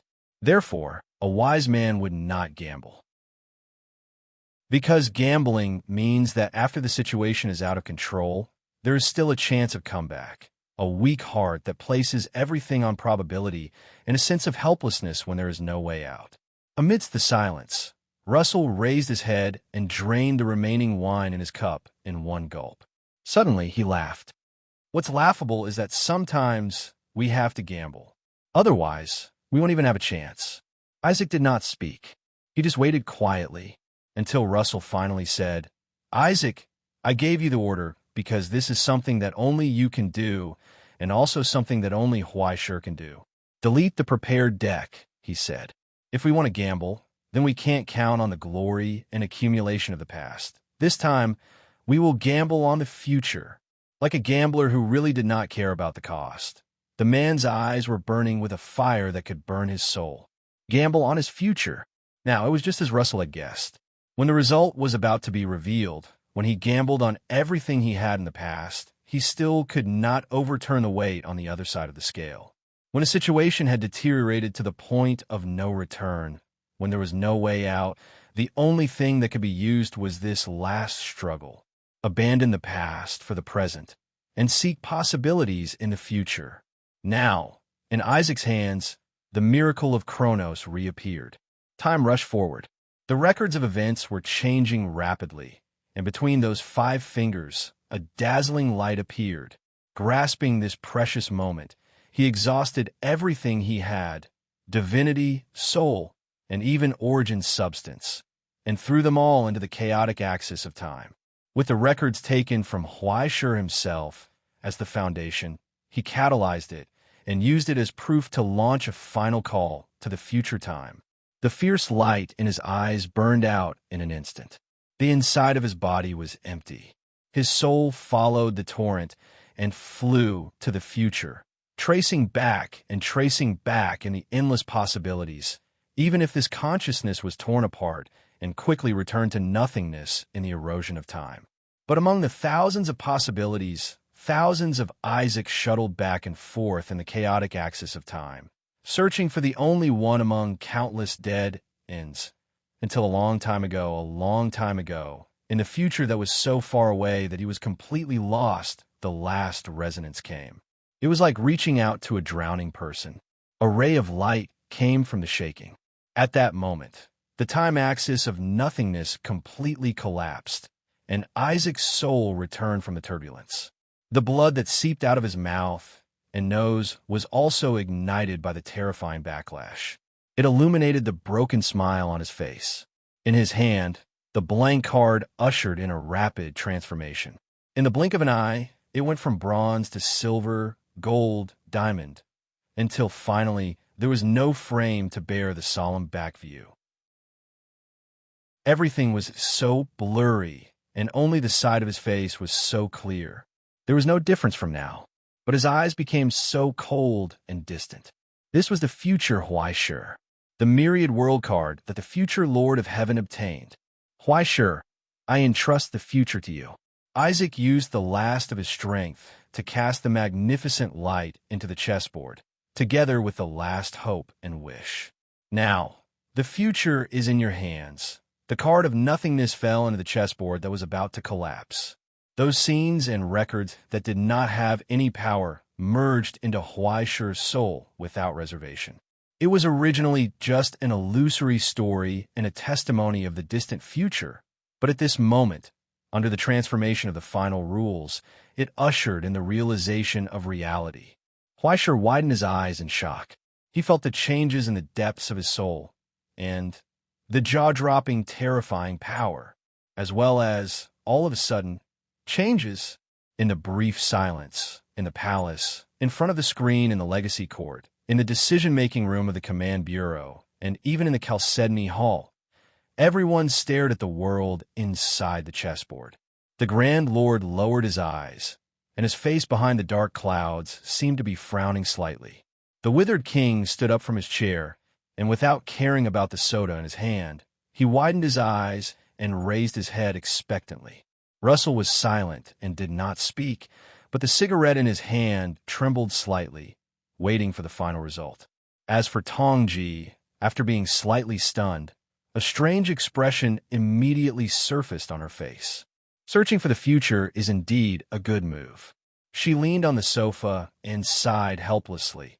However, relying too much on the uncertain future may not lead to the expected good results. Following her words, Huaishir, who was on the chessboard, suddenly trembled, and a deep crack appeared on her face. In front of his chest, the crack of the ultimate reappeared and expanded. It could no longer accommodate the rising power and the solemn divinity. His soul burned in the flames, and his body collapsed from the mighty power.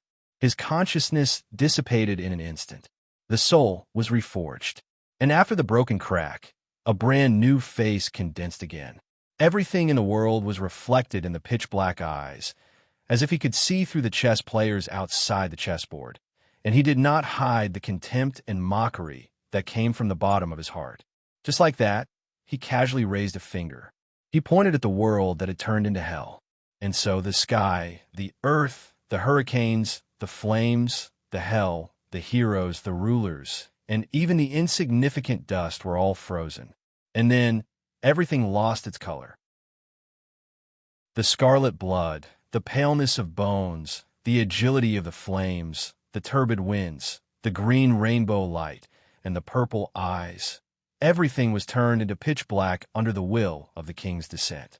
Different from the heterogeneous pollution of hell, it was a purity that no matter how many rotten rulers tried, they could not achieve. Darkness. The eternal darkness that made even the abyss tremble had descended here. At this moment, joy, sorrow, anger, killing intent, and all the other emotions that originated from the soul disappeared, and there was only despair. Endless despair shrouded everything. But in that eternal darkness, there seemed to be light, right in front of everyone's eyes. As the fragments trembled and broke, there was an existence that could be detected without the naked eye gradually condensing. In the darkness that seemed to have been cast by hell, a solemn outline slowly rose. Above the vault of heaven, from the abyss, a black sun rose.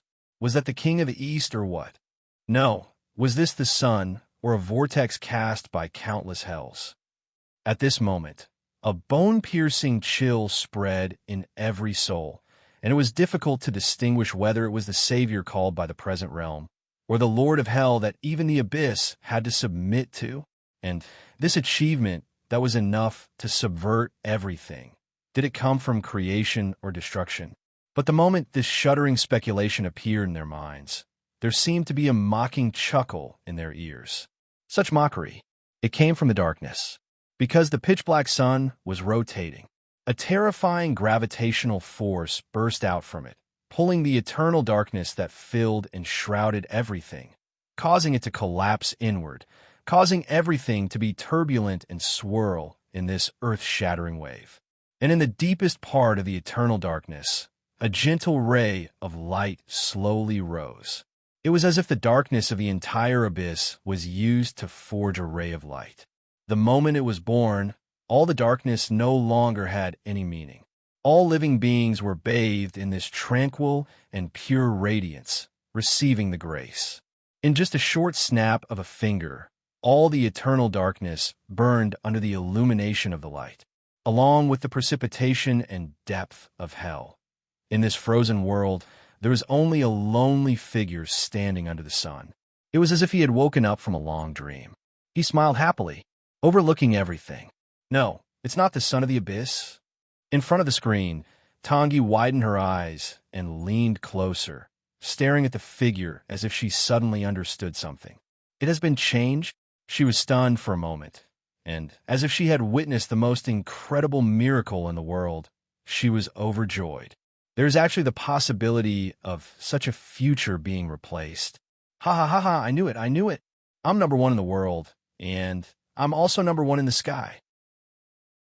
When the surprise from fate revealed a scale claw to her, she couldn't help but cheer and jump up from the sofa in ecstasy. Her bare feet stepped on the leather armrests, the cold floor, and the coffee table that was as smooth as a mirror. She spun and jumped as if she was dancing. When the call of destiny came, she waved her hand generously without being stingy. "Take it. Why sure, take it all." She jumped, danced, and hummed an ancient song with joy. She stared at the smiling face on the screen and told him, "One day, you will become Tai." Huaisher seemed to have fallen into the deepest part of the dream again. It was as if he had experienced an incomparably long time in an instant, experienced joy and sadness that he had never imagined, and walked a long road that he had never imagined. He had gained a lot, but lost a lot. But when he recalled carefully, everything was no longer clear. Only when he finally reached the end of the dream did he finally see the familiar figure, the flame-like red dress, and the sly and cheerful smile. So, everything seemed to have an answer. He sighed helplessly. "Is it your doing again, Tangi?" "Well, maybe it's more or less because of me, but it's not this time." Tangi put her hands behind her back and leaned closer.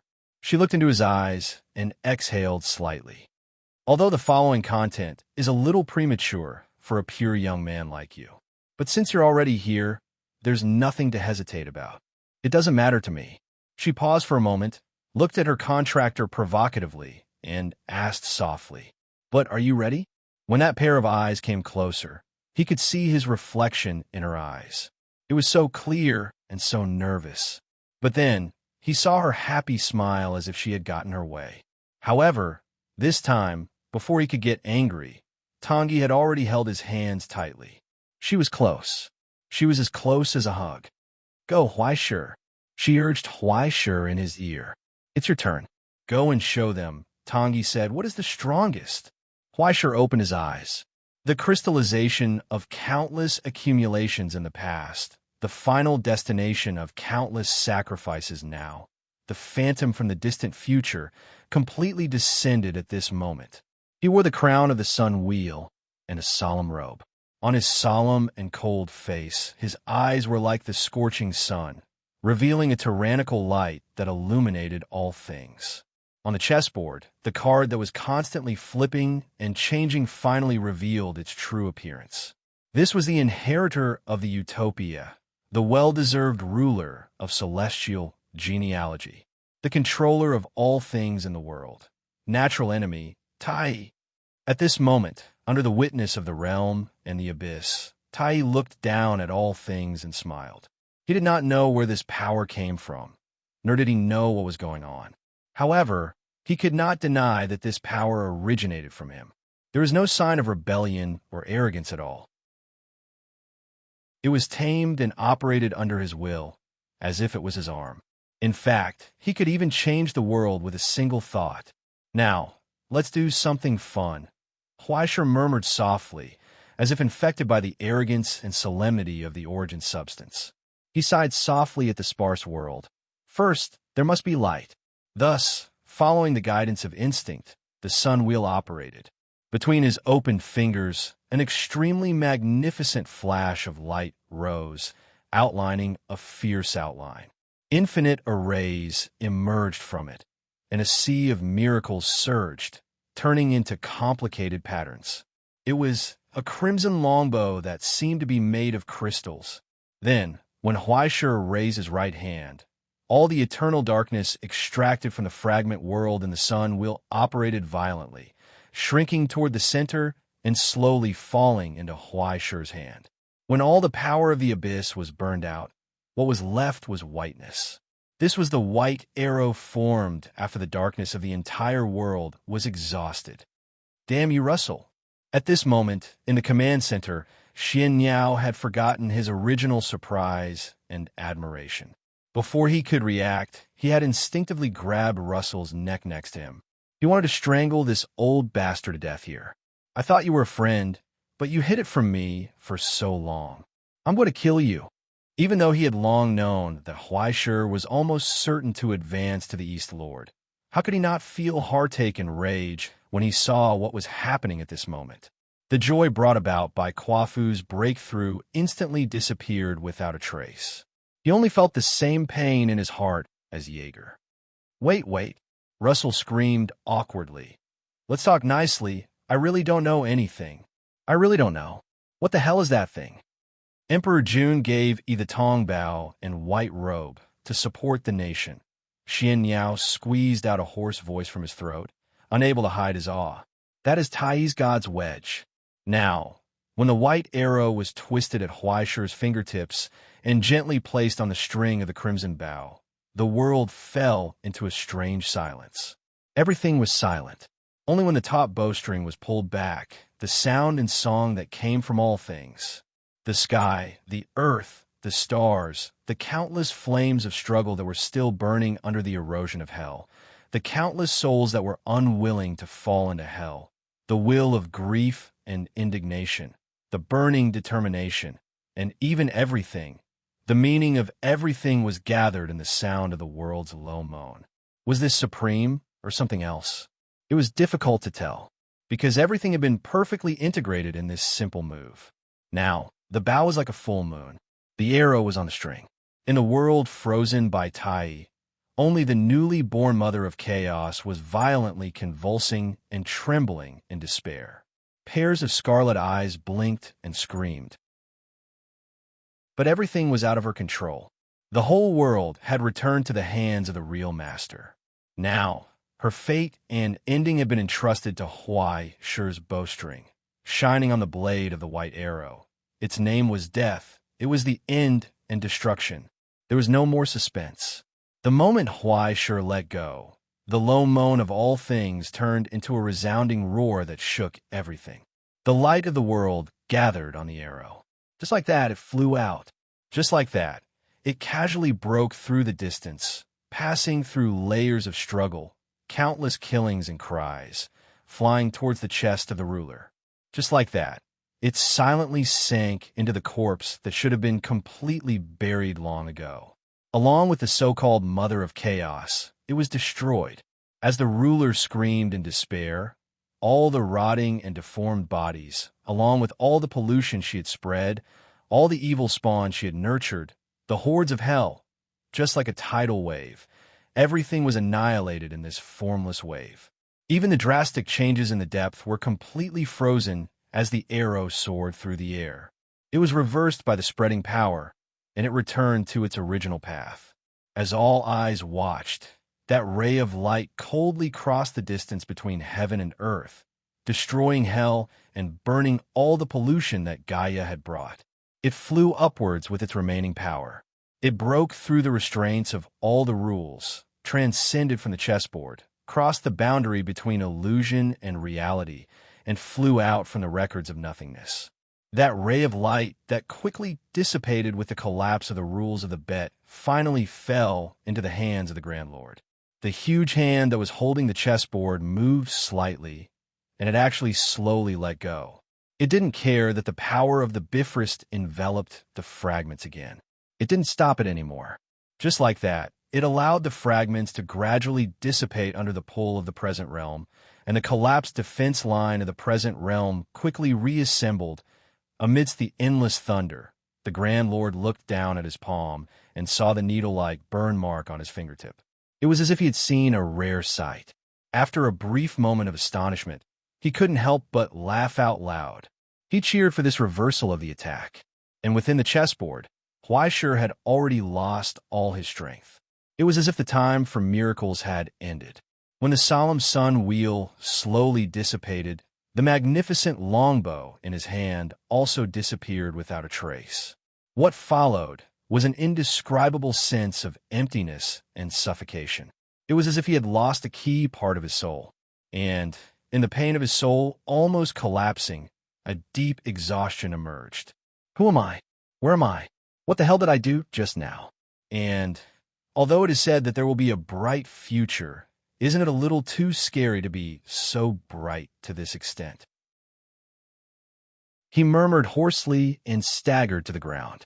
He no longer cared about the final battle between the present realm and hell in the distance. Huaisha finally smiled and closed his eyes. He fell into a deep sleep. Chapter 1179. He seemed to have slept for a long time. When he woke up, he felt light and soft all over, as if he had just finished a warm afternoon nap, so lazy. When he opened his eyes, he found that it was indeed a warm afternoon. Just as he imagined, he was lying under the shade of a cool tree.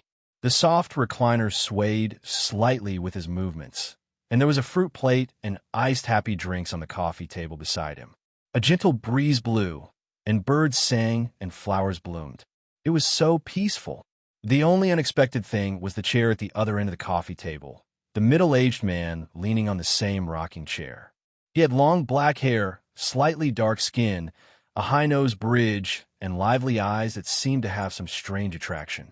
After looking at him for a long time, people couldn't help but have a good impression and trust him. He was wearing a loose linen robe, and there was a rather familiar crown on his chest. Huaisher couldn't help but stare straight. He subconsciously got up, and his hair stood on end. "Oh, you're awake?" The middle-aged man nodded slightly. "Hello, Huaisher." "You are." Huaisher was stunned. "White Crown King." He secretly flipped through the records in the Book of Destiny and found that the other person's image was no different from the White Crown King he had seen in his dream. But he wasn't as dignified and cold as he had seen before. Instead, he was gentle and kind, like a kind uncle. What surprised him even more was the name that the other person said. "You know me? You've seen me, so I've seen you." White Crown King smiled faintly. "It looks like you've matured a lot compared to last time. A man's growth is always fast, isn't it? It's only been a short year." Huaisher looked around at the blue and flawless sky and the fragrant grass under his feet that swayed with the wind and the endless earth. He whispered in confusion, "Where am I?" "In your dream." White Crown King sighed. "Oh, it's not easy to come here. After all, this is someone's private territory. Look, that's her special seat." As he spoke, he waved his hand slightly. Folds appeared in the dream, and an inconspicuous camouflage curtain was lifted, revealing a bedroom filled with various dolls and strange souvenirs. At the very front, there was a huge sofa that was so soft that one would not want to get up after lying on it, as well as a fridge full of happy water and a mountain of snacks. Huaisher's eyes twitched. He didn't know what to say. In this day and age, did gods not leave any privacy for others? The two of you came to someone else's house one by one, as if you were shopping. You didn't even buy a ticket. That's enough. Don't worry, I won't do anything to you. If you want to talk about it, it actually helped you resolve a lot of side effects. After all, Tong Gong Su Quan isn't something you can use casually right now. The White Crown King flicked his finger, and another strand of golden light flew out, falling into the crack hidden in the depths of his soul. "Relax," he said. "Sorry, I'm still a little nervous." Huaisher looked at his face, wanting to say something, but hesitating. Even if you throw away your identity, your appearance is a little similar to the characters I've seen in many murals. Is that so?" The White Crown King summoned a mirror, pinched his chin, and seemed to be scrutinizing it. In the past, if a god system wanted to prosper for a long time, someone had to represent the gods in the human world. Just like the logo of the modern realm, it appeared frequently. But you have more shareholders, and the representative can't have any bias. So, an image that everyone recognizes is the best solution. Since that's the case, why don't you just use the appearance of the CEO? Huaisher was speechless. He sat back on the chair. No more words. Deep breaths. Numb. The White Crown King leaned back on the recliner and smiled. "You have a question for me, right?" "Of course." Huaisher sighed. So the White Crown King didn't say anything and waited quietly, until Huaisher took a deep breath and asked seriously, "Are you the person behind Gaia?" The White Crown King smiled, but Huaisher couldn't feel the warmth from before. He couldn't help but feel cold all over. This was one of the things he was most puzzled about. If the Ring of Rebirth was a solution tailor-made for the White Crown King, then the White Crown King must have been deeply involved. Even if he had fallen into a deep sleep at that time, it would have been easy for him to affect the project of the Ring of Rebirth. After all, who could understand himself better than him? Since that was the case, he definitely couldn't leave any flaws or backdoors for others to use against such an important thing. Even if it had been taken by Golden Dawn for modification, How could such a sophisticated and huge thing like the Ring of Rebirth be replaced like a plastic figurine? No matter how much it was modified, the matrix and miracle engraving at the bottom of the structure would not change. Originally, he had only thought of this as Golden Dawn's superb technology. Perhaps they had used the original Ring of Rebirth as a reference and created another one. But when the White Crowned King really appeared in front of him, he couldn't help but have doubts. Was the White Crowned King behind the revival of Gaia? Do you know how long the lifespan of God is? Why sure? The White Crowned King suddenly asked. Without waiting for his reply, he raised his finger and said, 1,000 years. The longest God only has a lifespan of 1,000 years. Compared to mortals, it seems very long, but compared to this world, it seems very short. All along, everyone has used various methods to exploit loopholes. Through the appearance of incarnations, through the replacement of souls, to slow down the consumption of their lifespan. Of course, the more common and convenient method is deep sleep. Through deep sleep, one can stop their own time and endure the long years. Just like how I am now. Normally, in each God system, there are only a few people carrying out their duties. The others will enter deep sleep in stages and take over each other. They will share their own research and skills, using different methods to search for a way to transcend the mandate of heaven. The most common method is the exploration and research of the world itself. This is what you call Gaia. This name is actually very appropriate. The accumulation and foundation of Mother Earth is indeed at the forefront of the gods. And the foundation of the Ring of Rebirth is the use of the present realm's essence and the imitation of the Pillar of Spirit's essence. The difficulty of using it on Gaia is not as great as you think. He paused for a moment and answered honestly, of course, there is also my tacit consent. Why? Huaisher frowned and asked coldly, does the great White Crowned King also want to place a bet between the present realm and hell? Is there a better way to test the abilities of the present realm? The White Crowned King asked calmly. The first bet between the present realm and the abyss was witnessed by me. The second bet had my signature. A part of the rules and conditions of the bet was also created by me. If hell wants to awaken Gaia, I will not stop it because these are the rules of the game. Or did you see that great dark monarch and the withered king interfere with your methods in the gambling house? Even if there is no Gaia, do you think what you have to face will be simple? You must know that there is still a specimen of the king of hell in the Grand Lord's collection. The White Crowned King raised his teacup and took a sip. Don't be so shocked, Huaisher. I only gave a test. Just like how you tested Van Helsing and Lily on the Mayflower?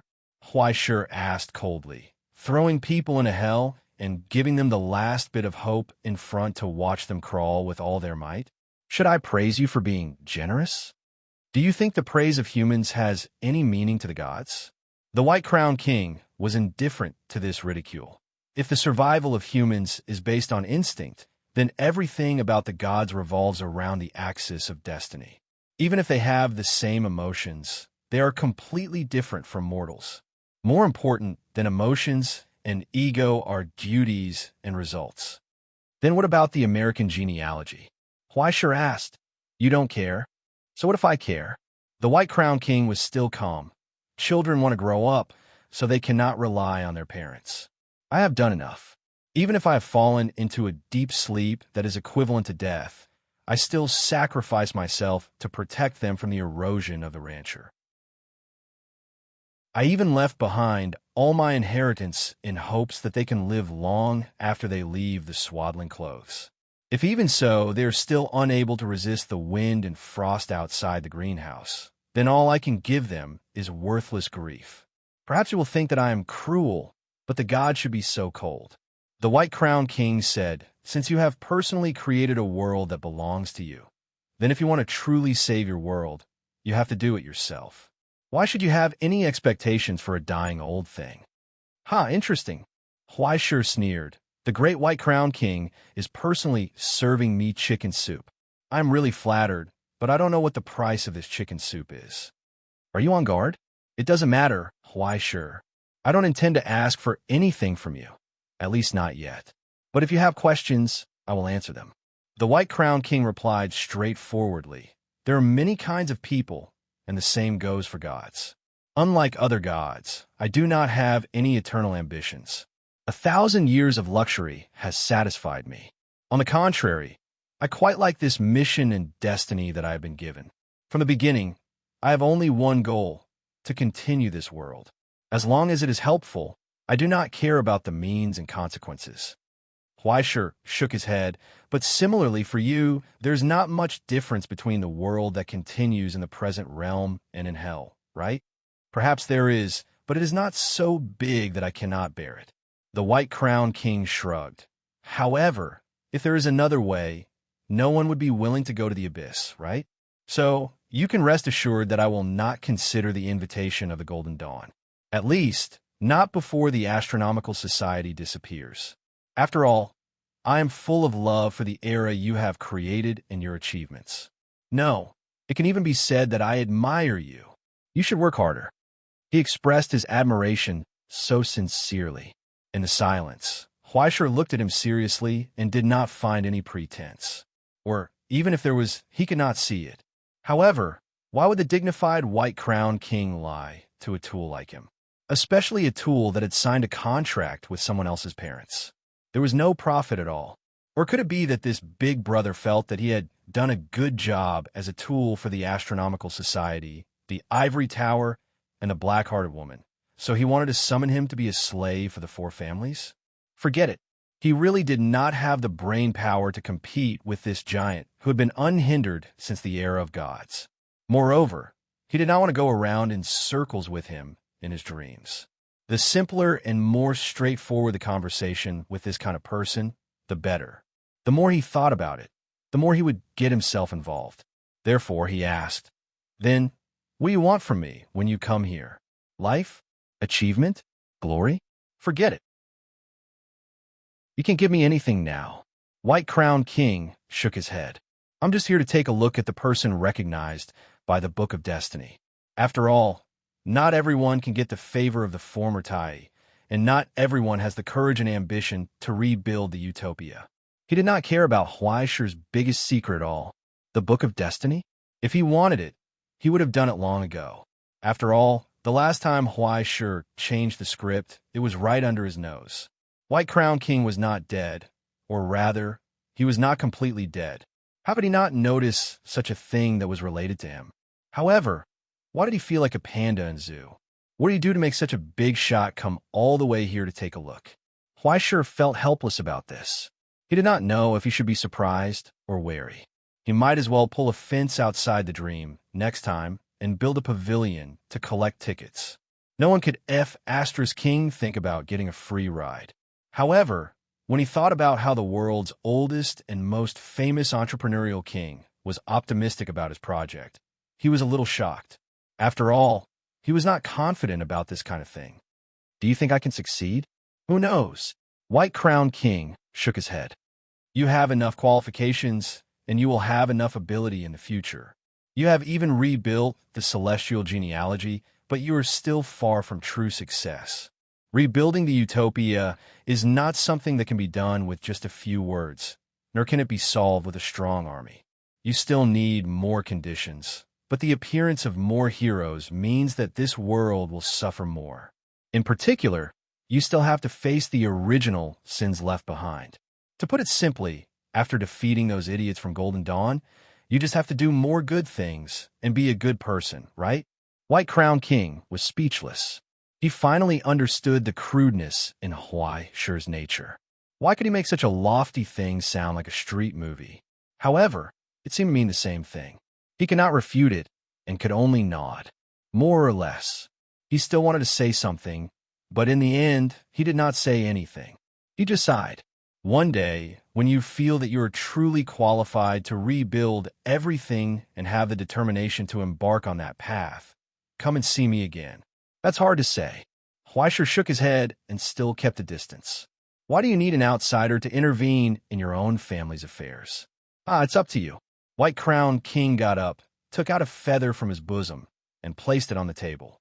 He said with a faint smile, as for this, just treat it as a ticket. Otherwise, people will say that I'm stingy. F asterisk CK. How can you guys read my mind so easily? But what was this thing? A divine artifact? You living true gods are really magnanimous. Huaishir could not help but feel a little expectant. Although shrewdness is not common, this ability to write everything on your face might also be some kind of rare talent, right? White Crown King sighed faintly. Don't think too much. If I have a divine artifact, I will keep it for myself. How can I give it to you? It's just a simple blessing, just like what Baldur gave to Izzy. In the future, when you deal with the American genealogy, take this thing out, you can more or less earn some benefits. Just don't bully Liz too much. He miscalculated, so that Stinky's sister had such a strong backer behind her. Then, should he make their relationship closer? The corners of Huaishir's eyes twitched violently, but after thinking twice, he immediately reacted. He immediately cut off the thought and put on a pure and innocent expression as if he did not know what White Crown King was talking about. The White Crown King gave him a meaningful look. As for the last sentence, let's say something unlikable. He said, I don't like to talk behind people's backs, so you can pass on this sentence to her face. Be careful of your contractor, Huaishir. What she wants is not that simple. After saying this, the figure slowly dissipated. Huaishir was left in place with a confused expression. He did not even have time to ask, what the hell? He did not start to suspect Tongi just because of a few words from someone he had just met. He was not shocked at all. Instead, he was filled with some kind of strange confusion. What? Tongi wanted to cause trouble? Do I need you to tell me that? If Tongji's thoughts were as simple as world peace, he would have eaten the bow from before. However, as he leaned on the recliner and thought of that black-hearted woman, he became more and more tired. The more he thought about it, the more tired he became. Forget it. He would not think about it. He yawned, got up lazily, opened the camouflage curtain, lay down on the sofa that he had been eyeing for a long time, and closed his eyes. Once again, he fell asleep. Chapter 1180. You're awake. When Huaishir opened his eyes again from the stretcher, he saw Kwafu's beautiful old face poking out from the side. He was smiling like a flower. He subconsciously touched the key part, afraid that this guy would say, the sex change operation was very successful, or the taste of a mountain ghost is really good. After finding that his pure body was still as beautiful and flawless as jade, he breathed a sigh of relief. Ignoring the fact that the person on the stretcher was still seriously ill, Kwafu's big palm lay on his shoulder and whistled. The bet is over. It's over? Huaishir was slightly taken aback, and then he immediately understood. Indeed, after Tai stabilized the universe, there shouldn't be any aftermath. Next would just be a triumphant victory after the reversal. There were no changes to worry about. Thinking about it, he was even more surprised that he was still in the fragment. The soul transfer will take some time. Now that all the people in the Continuation Academy are focused on the fusion of the present realm, they won't have time to deal with us for a while. Just nice it's quiet. Kwafu sighed. You didn't see how I was like when I showed off my might. Seeing this guy chattering away, Huaishir began to have a headache. Oh, he shouldn't call him Kwafu now, but the great sage. But for some reason, he felt that he couldn't open his mouth. It was better to call him Kwafu. After all, it sounded familiar. The crowned great sage, heaven's equal. From now on, this simple-minded brother would probably be promoted from a meat shield tool to one of the top rank, 5 in the entire realm. With the great sage, heaven's equals destiny, he was invulnerable to water and fire, invulnerable to swords and sabers, strong enough to uproot mountains, and fire able to burn seas. He could be big or small, and he could endure energy consumption with endless endurance. There was also the all-around miracle engraved in the earthly fiend's 72 transformations, and the outstanding thing was that he could fight.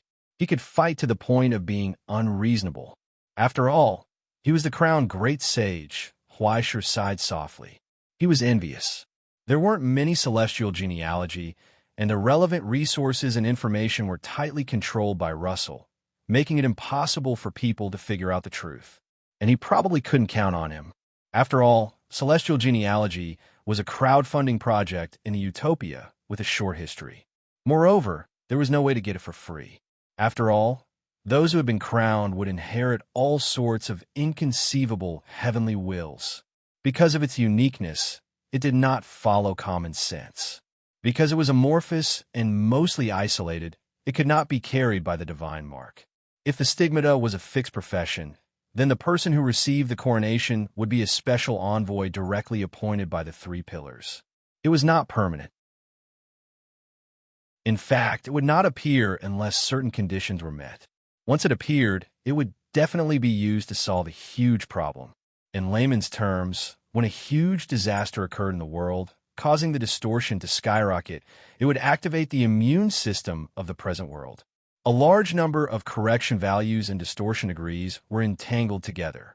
This contradiction would catalyze different fates through the original codex of each lineage. Just like the golden-winged rock, unless the world was in turmoil, mountains and rivers were shattered, and civilization was distorted under the ravages of barbarians, it would be born under the call of the people and become a holy symbol of orthodoxy. Just like the world giant, a low-level American version of Nuwa, officially walked out of the sea when the American continent was about to fall apart after the continuous cleansing and restarting of the gods, and once again made up for the miracles of the earth. Like Chu Qingyu, who directly inherited his father's killing authority as a weapon commander and had the mandate of heaven when he opened his eyes, he was simply an anomaly among anomalies. Under the cultivation of the mystic bird, this power was condensed and formed by the White Emperor's son's name of the stars. It was extremely fierce and sharp. Coupled with the unknown, incomplete divine mark, it was so exaggerated that it could directly cut through time. It was simply the vice principal's nemesis. As for the great sage, heaven's equal, it was even simpler and more straightforward. F***ck hell. Let's F***king F***king hell. This was the ultimate tool that East Xia had specially created to deal with the abyss. If one wanted to inherit the previous crown, the mandate of heaven bestowed by the present realm, the necessary situation and luck, and even the compatibility and adaptability of the sublimator were indispensable. And what was even more exaggerated was that every person who was crowned carried a large number of correction values created by the previous prototype. They were wild, purely natural, and not supervised by the Astronomical Society. They were in their own pockets, and they could use them whenever they wanted. They didn't need to go through layers of application and wait for approval. Moreover, this correction value could be passed on to the next generation of successors through the inheritance of the mandate of heaven. If a rank 5 was a tool that was a level lower than the Astronomical Society's powerful suppression, then the person who was crowned was a leading general with real power in his hands. When you spoke, you had to have some discussion. Don't expect to be ordered around by a piece of paper. As for a local emperor like the natural enemy, he had to be carefully served. It could only be said that the mystic bird arrangement was really ingenious. Who would have thought that Kwafu, who usually looked simple-minded but was actually not that far from being simple-minded, would suddenly take off from Wuhu? In the blink of an eye, the old hen had turned into a duck and turned over. The series of plans was really too fast, too tight, and too frightening. After the Qilin died in battle, he took out Hundun, who was in charge of strategy, to stabilize the border. After relying on the Yuan family's old man to suppress the hidden dangers, he quietly brought out the great sage, heaven's equal, to make up for the lack of top-notch combat power. And the successor, Yixia, had already begun to take over the internal affairs of Dongxia, handling everything in an orderly manner. As for the rest, there was no need to say much about the doppelganger Emperor Gochun. The Daiding was only in his 30s and could work for at least another 50 years. And internally, the four evils, which had been accumulated from a basic unit like the Special Affairs Department, had also begun to show their talents. He was too stable. In just a few short years, the old and new generations were almost done with the replacement. The desolation after Lu Wu's sudden death seemed to have just happened yesterday. But now, Dongxia had silently become the #1 scourge of the monster room once again. From Xinlaw to Burma, and then to Ingzhou, the unlucky children who originally wanted to take advantage of this opportunity to develop for a few years were probably already numb to the point of not being able to stop. And this old brother of his, who was beaming with exultation in front of him, had probably become a candidate for the future nemesis of Dongxia. Right? No. Xin Yao's arrangement, it was better not to guess. Who knew if some ridiculous development would happen in the future and cause him to sprain his waist? And after thinking about it a few times, Huaishe realized that Quafu was still chattering to Huaishe about his glorious achievements and heroic deeds. Things like single-handedly suppressing the Eternal Group's decisive weapon, carrying the breath of origin, and still being invincible in hell, and so on. Huaishe was almost out of breath from listening to it. Literally out of breath. This idiot had sat down on his own oxygen tank. That's enough, big brother, big brother. I know everything, Huaishe replied with a sigh. You're awesome. You're amazing. You've turned the tide this time.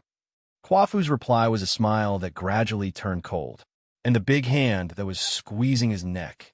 It was as if he was looking at the enemy who had killed his father, filled with rage. Then why did you steal my limelight, you son of a bitch? Quafu roared with grief and indignation. It's not easy for me to show off. It's not easy. I still have a sorority when I go back this time. My sorority's C position. My little sister. I've even thought of a name for my child. But now it's gone.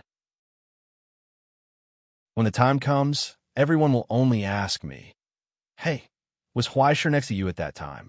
Is he as handsome as he is in the photo? I'm going to King kill you. Don't, big brother, calm down, calm down. Huaishe was dumbfounded. It's all for the sake of the present. Everyone's for the sake of the present. Quafu finally vented the sadness of being a single dog in his heart. When he was driven away by the nurse, he was still indignant. Just you wait, stinky brother. Next time you go back to Dongxia, I'll make sure you suffer.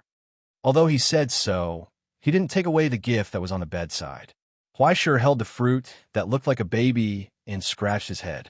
Then, would this wave have any good results to eat? Forget it, I don't care.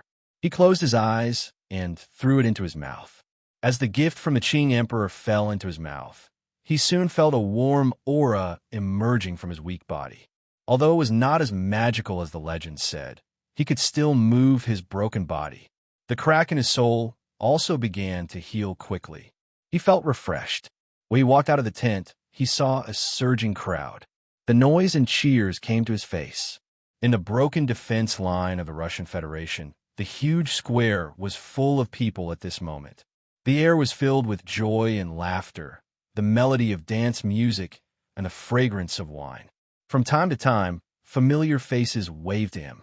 Wow, Huaishe was stunned. Is this a festival? Huaishe. In the crowd, Miss Chun waved to him. Here, I thought you couldn't make it.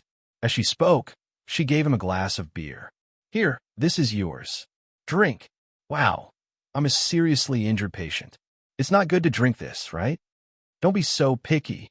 Anyway, this body is disposable. It's better to drink until you die. Miss Chen had obviously drunk several rounds. 2 intoxicating blushes appeared on her slightly pale face. In a few hours, this world will be merged with the reality, and everyone will leave. So, someone suggested to organize a cocktail party at the last moment. As a result, there are more and more people, and the beer is almost out of supply. It hasn't been so lively for a long time. Don't worry about it so much. Cheers. Pa. After clinking her glass with Huaishe's, Miss Chun raised her head and drank 2 whole pints of beer in one gulp. She sighed comfortably. She patted him on the shoulder, obviously very appreciative of his performance. I didn't expect you to be so good. You have a promising future. Remember to take me with you when you become powerful in the future. After that, she suddenly leaned closer and asked in a low voice, since I support you so much, can I borrow your book Lord of the Flies for a few days? Huaishe was in a daze. Thinking of the rumors circulating in the school, he looked at her with a particularly painful gaze. Do you want to read Lord of the Flies? You obviously want to read Orton's Body. But what does this have to do with me? Little Peppa Lou of Huai Hai. Just lend it.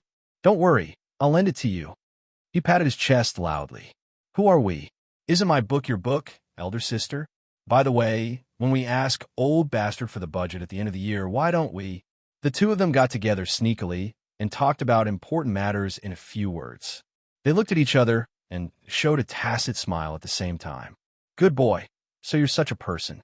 You're so bad, but I like it. As soon as the short conversation ended, more people had already gathered around.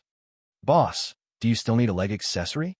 I joined Celestial Genealogy from the bottom of my heart. Do you still need people over there? Go away, go away. You Romans should go away. We don't shout people haven't spoken yet. How dare you? Mr. Huaishur is a grand knight of the Russian Federation. Watch your words. Hey, when are you coming over to give us some guidance? For a moment, Huaishur was swallowed by the crowd before he could react. Those familiar faces clinked glasses with him, joked with him, and congratulated the winner of the bet. When Huaishur finally broke free, he was about to faint from drinking. He staggered a little as he walked, but when he turned around, he saw a girl in a red dress sitting in the corner. Liz, why are you here alone? Huaishur walked over and asked. When everyone is happy, I don't want to annoy them with a straight face. Liz glanced at him. Why? What nonsense did you think of to say to me? Ahem, forget it. Huaishur shook his head. Ever since he knew that she had a powerful golden thigh, Huaishur was a little scared. He was afraid that the little sister would retaliate and settle old scores with him. After all, he was the one who didn't take the lead and dared to say all kinds of nonsense in order to escape. It was already good that Liz didn't make an enemy out of him. He only hoped that the little sister would forgive him and give him a chance to turn over a new leaf. But now, after Liz glanced at him, she raised her eyebrows slightly as if she had discovered something. She was full of curiosity. You actually met Her Majesty? Chapter 1181. Oh, His Majesty? Huaishur was confused for a long time before he remembered. Are you talking about the White Crown King? You have his aura, Liz said. Besides, who else can be called His Majesty other than him? That might not be the case. These days, His Majesty doesn't care about them. I have one at home. I have 3 meals of fried chicken and happy drinks every day. Huaishur wanted to make a joke, but when he thought of the conversation between them in the dream, he couldn't help but sigh. To be honest, it's a long story. Yes, I can guess. After all, they are gods. No matter how close and respectful they are, there will still be a distance between them. There are some things that His Majesty already said before he left. As if she had expected the conversation between Huaishur and the White Crown King, Liz didn't express any dissatisfaction or resentment. On the contrary, she was even more open-minded than Huaishur. Huaishur didn't continue this topic.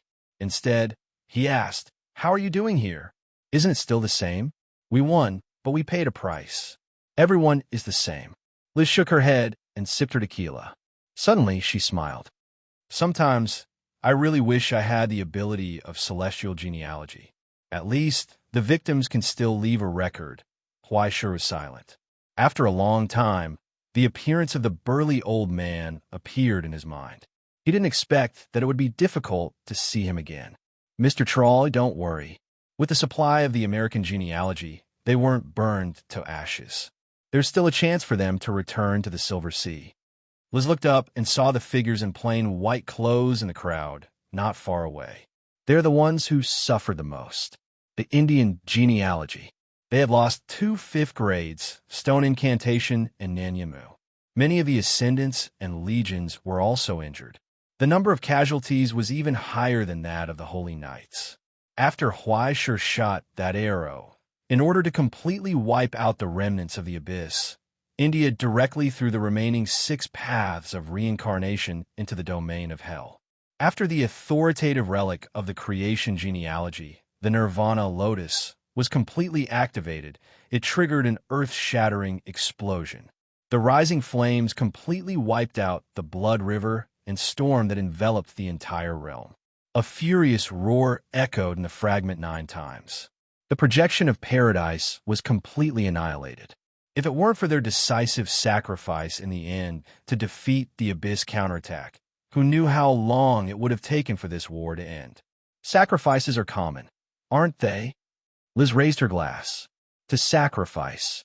To sacrifice. Huaisher clinked glasses with her and downed the beer in one gulp. Just as he was about to say something, someone in the distance shouted Liz's name. The young woman stood up and looked at him one last time. She didn't say anything.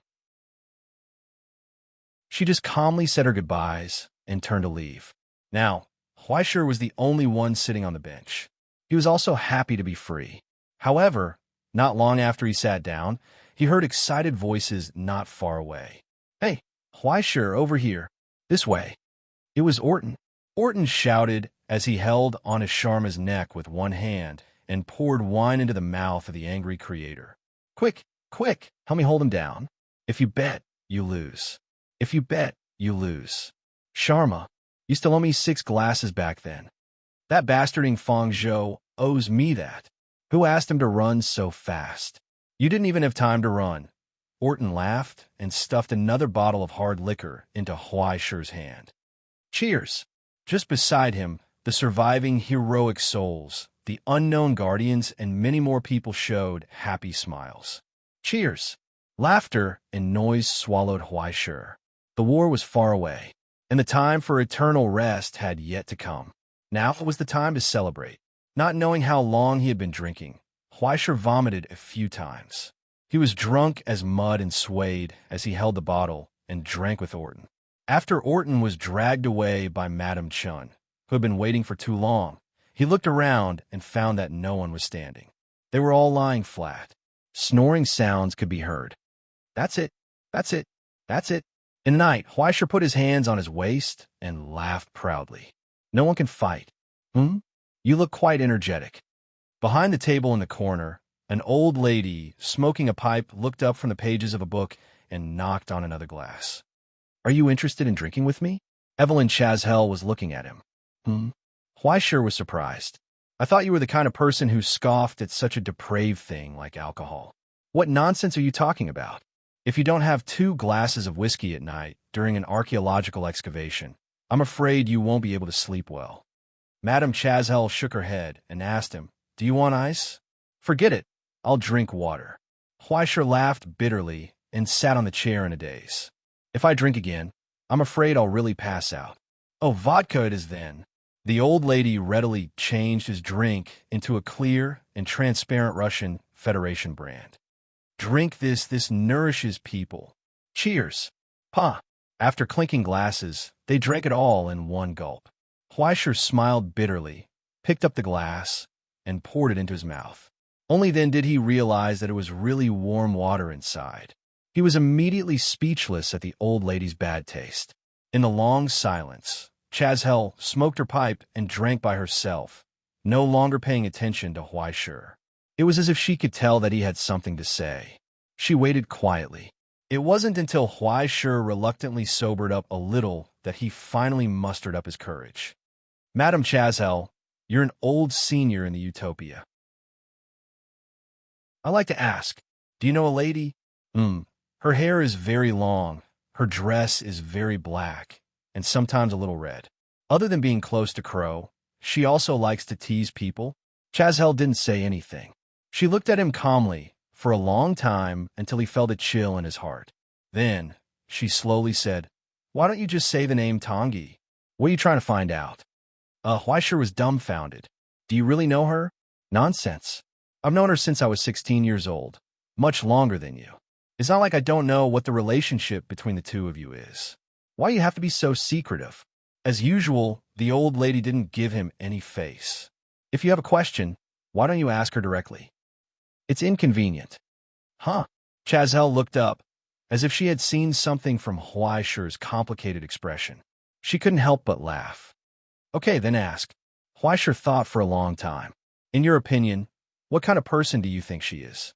"I don't know," Chazhel answered without hesitation, leaving Huaisher dumbfounded. "Now that I think about it, it's really nostalgic."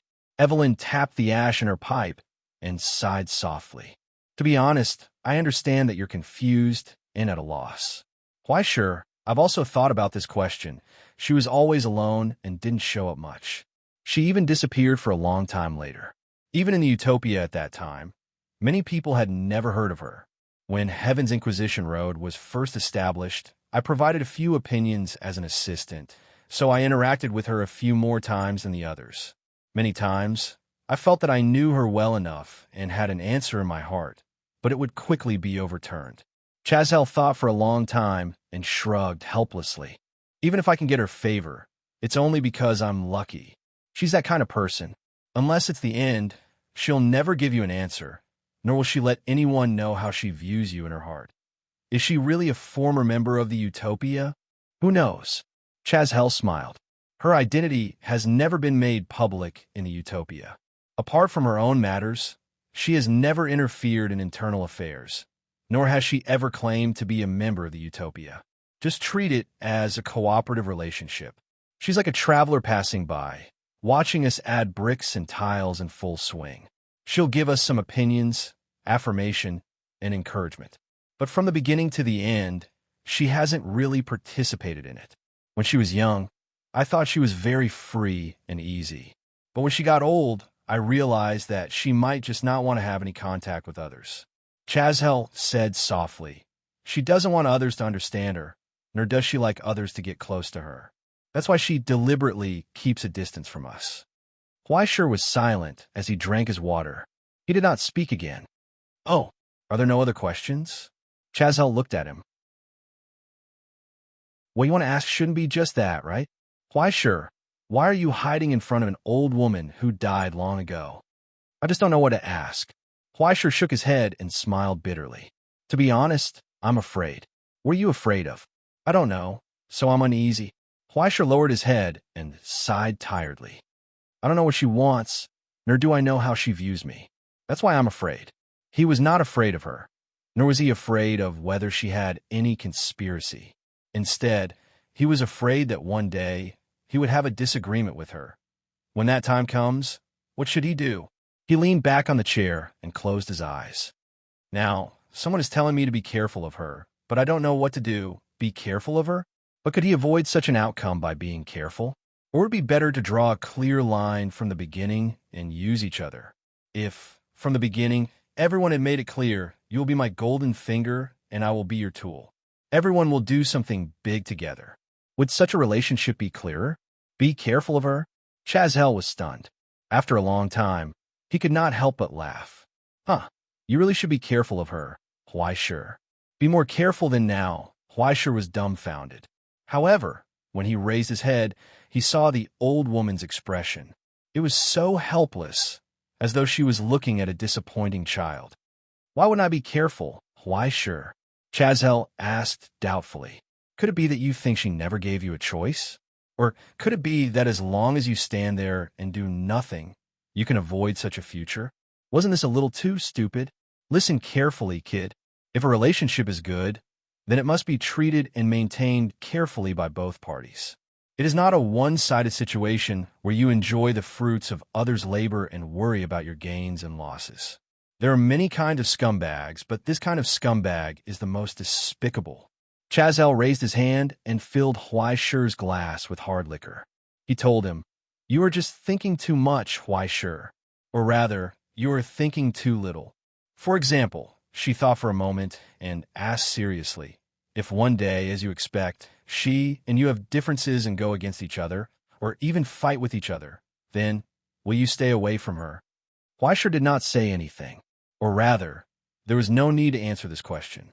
He only smiled bitterly. I am her contractor, Madame Chazelle. Isn't that right? Chazelle shrugged. A smile finally appeared on his serious face. He seemed satisfied. Don't let her down, Huaishur, the old man said. Although I don't know what she has experienced in the past, you must be the most important existence in her short life. So, try to understand her a little more.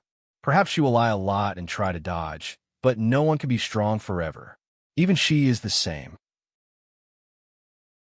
She is more fragile and lonely than you think. Perhaps she was the one who protected you in the past. But maybe soon you will be the one to protect her. It is really hard to imagine that day will come. Huaishur smiled bitterly and sighed. After a long silence, he nodded gently and muttered to himself, I will try to work harder. Work harder. He had to work harder than he did before. He was a little stronger than his previous self. If such a day really came, just do what you should do. Don't worry too much. This is the way of life that suits you. The old man smiled kindly and raised his glass. Cheers! Cheers! Huaisher raised his hand and drank the strong wine in one gulp. Just like that, while casually drinking, he fell into a deep sleep. Under the lonely lamp, the old man lowered his eyes again and returned his gaze to the pages of the book.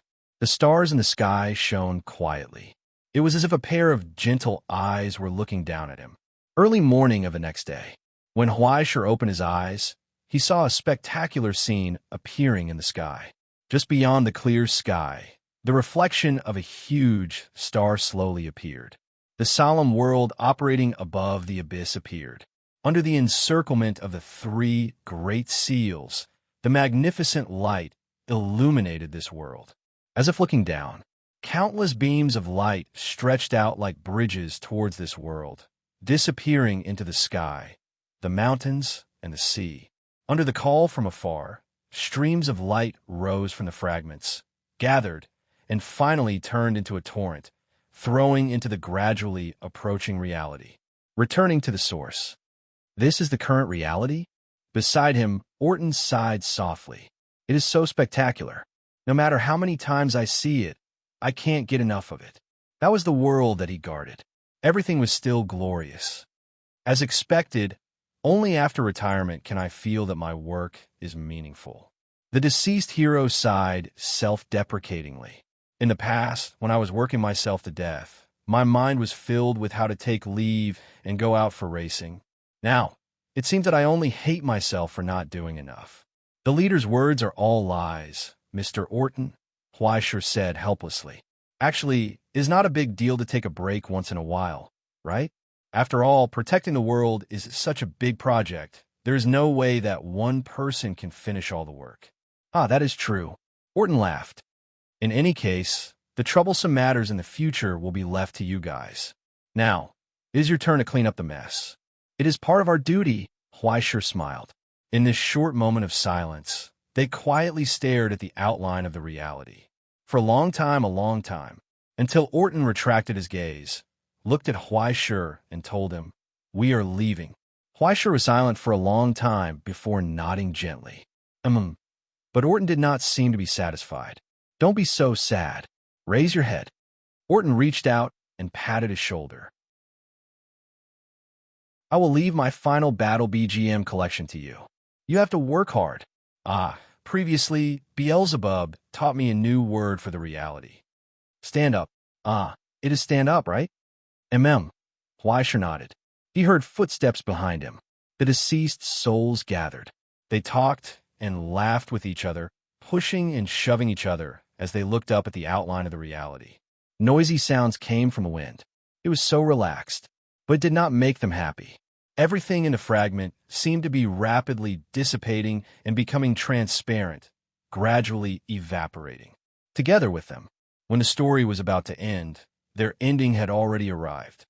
Look, everyone is waiting for you, Huaisher. Orton asked, Aren't you going to say something? Huaisher looked at them and remained silent.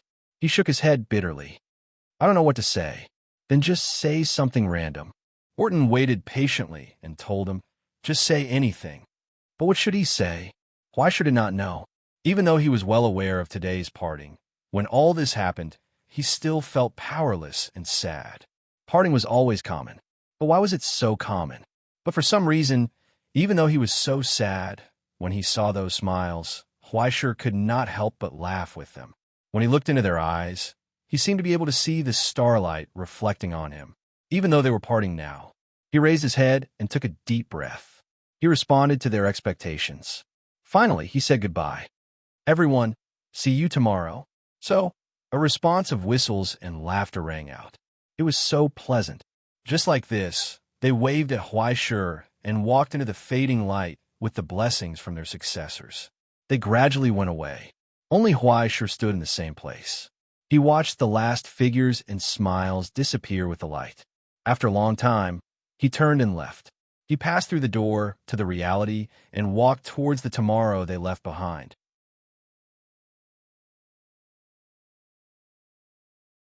Chapter 1182. When the fragment of Gaia was shrouded in light.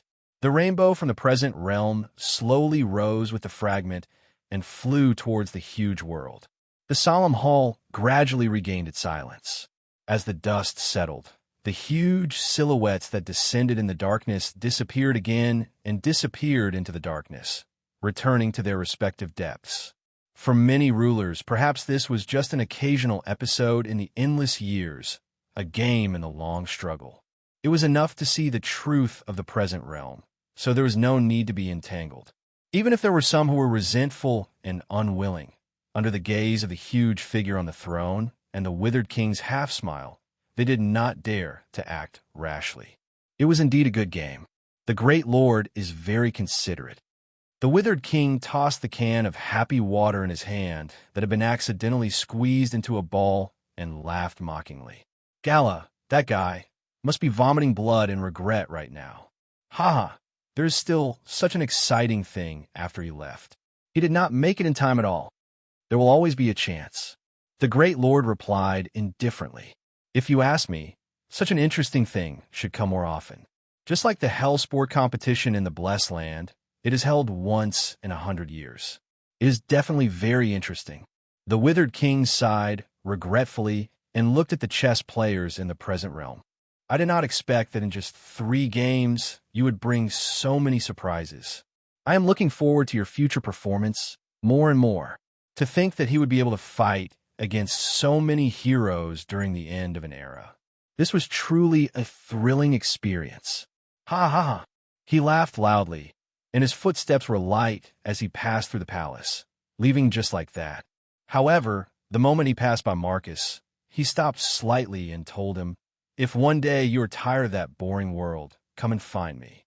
The king of hell finally promised, "I can't guarantee anything else, but my fallen kingdom and the countless hells, there will be endless fun." The old man in the wheelchair looked down and smiled, but did not say anything. The withered king did not care. His figure disappeared into the endless darkness.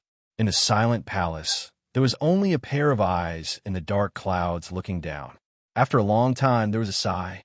When the huge throne and the dignified figure standing in the abyss disappeared, the bronze-skinned, muscular man once again appeared on the opposite side of the long table. He did not hide his regret and disappointment. When that pair of eyes filled with boundless lightning flashed back and forth, all the chess players present couldn't help but feel their hair stand on end. They felt as if their souls and bodies were rapidly peeling off, eroding, and turning into dust in the eyes of nothingness. Only the unconscious old man in the wheelchair coughed and looked up. Why is the great monarch so depressed? Failure is shameful, so why can't I be melancholic? The great dark monarch retorted, why can't I be sad when I'm about to part with my friends? While coughing, Marcus gasped for breath before suddenly laughing. Even if we are irreconcilable enemies, does Senior Monarch regard me as a friend? It is precisely because we are equal opponents that we can become friends, isn't it? The great dark monarch solemnly replied, with your strength, you have won 3 times against the abyss. They reversed the huge gap between us, protected your world, continued your glory, and defended your achievements. Such an accomplishment would be shocking even in the most boundless of hells. The present realm is really amazing. He said, Marcus, you have once again created a miracle. The old man nodded, looked at him, and suddenly asked, should I be proud of this? Of course. The great dark monarch responded decisively. This is what you deserve. No. Marcus shook his head. He did not smile. He just looked at the king of hell behind the long table. There was no change in the expression on his aged face, as if he had never felt any pride or complacency about this achievement. What does this have to do with me, great dark monarch? Marcus asked doubtfully. That is the labor of my hands and feet and the perseverance of my bones. My muscles paid the price, my blood flowed and sacrificed, while I only had my lips and tongue. Now that victory has arrived, only my noisy lips and tongue can be praised. The great dark monarch did not speak. He seemed to be stunned. Great dark monarch, from the beginning to the end, You have not favored me, but the world I represent. Marcus said, from the beginning to the present, your enemy is not only me, but everyone behind me, all my companions. They sacrificed everything so that I could stand here, so that I could take their place and say what they wanted to say. But a useless person like me, who only had a mouth and nothing else, relied on this insignificant strength to stay far away from the battlefield. I could only watch as they disappeared into the abyss one by one, calling out in vain, unable to do anything. I did not even have the chance to fight side by side with them. Just like in the past, just like when the kingdom of heaven fell, those who sacrificed themselves, those who died in his place, those friends who did not hesitate to give up everything in order to protect him. Each one of them had far more value than he did. Each one of them should have been able to create a great cause that he could not touch in his lifetime. But because of his burden, they were buried in the past. Just thinking about their faces made Marcus feel like his heart was about to break. In this brief silence, the old man leaned on his wheelchair, gasping for breath, supporting his face with difficulty, staring at his opponent. Now, the victory they deserve has finally arrived, great dark monarch. Marcus seemed to be questioning, but also seemed to be talking to himself. How can I be proud of this? The great dark monarch did not answer. He just looked at him, looking at the soul of the dead who wandered in a painful dream for 70 years. It was like looking at a fool. He sighed helplessly, but he could not help but want to laugh. Because they're standing right behind you, Marcus. The great dark monarch sighed. Why don't you look back, idiot? At that moment, the old man in the wheelchair froze in place. Unbelievable. He turned his neck with difficulty and looked behind him. The moment the great dark monarch stretched out his finger, in the empty darkness, a distant wind blew, like waves in the ocean. A tide emerged. Endless phantoms stood there, like a tide sweeping over from the passing of time, converging into an ocean. They stood in the darkness with a smile, quietly gazing at all of this. They placed their last thoughts and hopes on the shoulders of their best friend. However, the scale of that was so enormous was simply too astonishing. Even if it appeared for a fleeting moment, it was as if it wanted to completely envelop the entire hell, stretching to the end of the thunderclouds. What you represent is everything they have. What you have achieved is the result of their sacrifice. You are their true incarnation. Be proud of it, Marcus. The great dark monarch told him. As I said, this is what you deserve. In a brief silence, Marcus stared at their gradually disappearing figures. Tears were already streaming down his face, but his smile was so proud and satisfied. Of course, when they came, the etiquette was thorough, as if there was an abyss opening the way, and countless large groups of escorts went straight to the deepest part of hell. When he returned, there was no longer any grandeur, nor was there any ceremony. But it was more grand than any ceremony. This was because the only one accompanying him was the Thunder Grand Monarch. Thus, standing on the border between hell and the present, he lowered his head and looked at the old man in the wheelchair. It seems that this is the end. The old man solemnly nodded in thanks. Then, this one will return. Time is always so short. The first time I met you, it seems like yesterday. The great dark monarch sighed. This parting, I'm afraid it will be the last time, right? Yes. Marcus nodded his head and smiled helplessly. This old body can no longer be used. If not for the medicine, I am afraid I would not even have the strength to speak. How would I have the strength to fight against the great dark monarch? What a pity, Marcus, what a pity. The great dark monarch shook his head and gave him a final look, offering his condolences. Farewell, my enemy. No, it is goodbye. Marcus shook his head and corrected seriously, telling his opponent, perhaps I will die in a sorry state, unable to continue my duties, but in the future, someone will take over this responsibility, great dark monarch. Someone will stand in front of you in my place. In this brief silence, the great dark monarch looked at him silently, looking at that pair of eyes full of brilliance. It was as if he could glimpse that gorgeous and magnificent soul. He smiled and nodded. I will look forward to it, Marcus. He was full of expectation and finally said goodbye. When that day comes, let us be enemies again. In this way, in the midst of the thunder, he disappeared from hell. Marcus stared in the direction of his departure for a long time, and then looked at the world on the other side of the border. Let's go, he said. Let's go home. The wheelchair was pushed again. They crossed the border, past the checkpoint, past the inspection, and returned to the huge world surging with endless light. Gradually, the pair of turbid eyes were once again illuminated by the light that had protected them for a lifetime. This world is so beautiful. Marcus looked at the spectacular scene in a trance, greedily staring at every detail, as if he could not see enough. He sighed in satisfaction. He closed his eyes. Mr. Marcus? Behind him, Isaac noticed something unusual and gently patted him on the shoulder. Mr. Marcus. Marcus did not speak. Only silence came.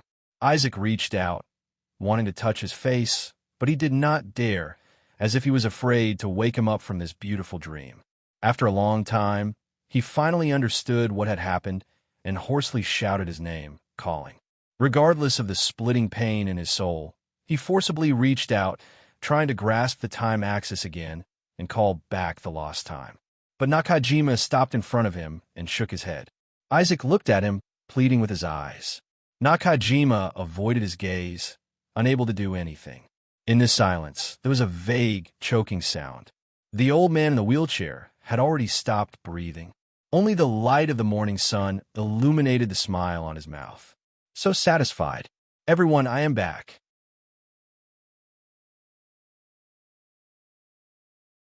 Chapter 1183. When all the hustle and bustle returned to silence, the deepest part of the Continuation Academy was still as busy as ever. In other words, now was their busiest and most tense time. 9 mountains for 9 mountains for nothing. No matter what, they couldn't afford to have any mishaps at the very end.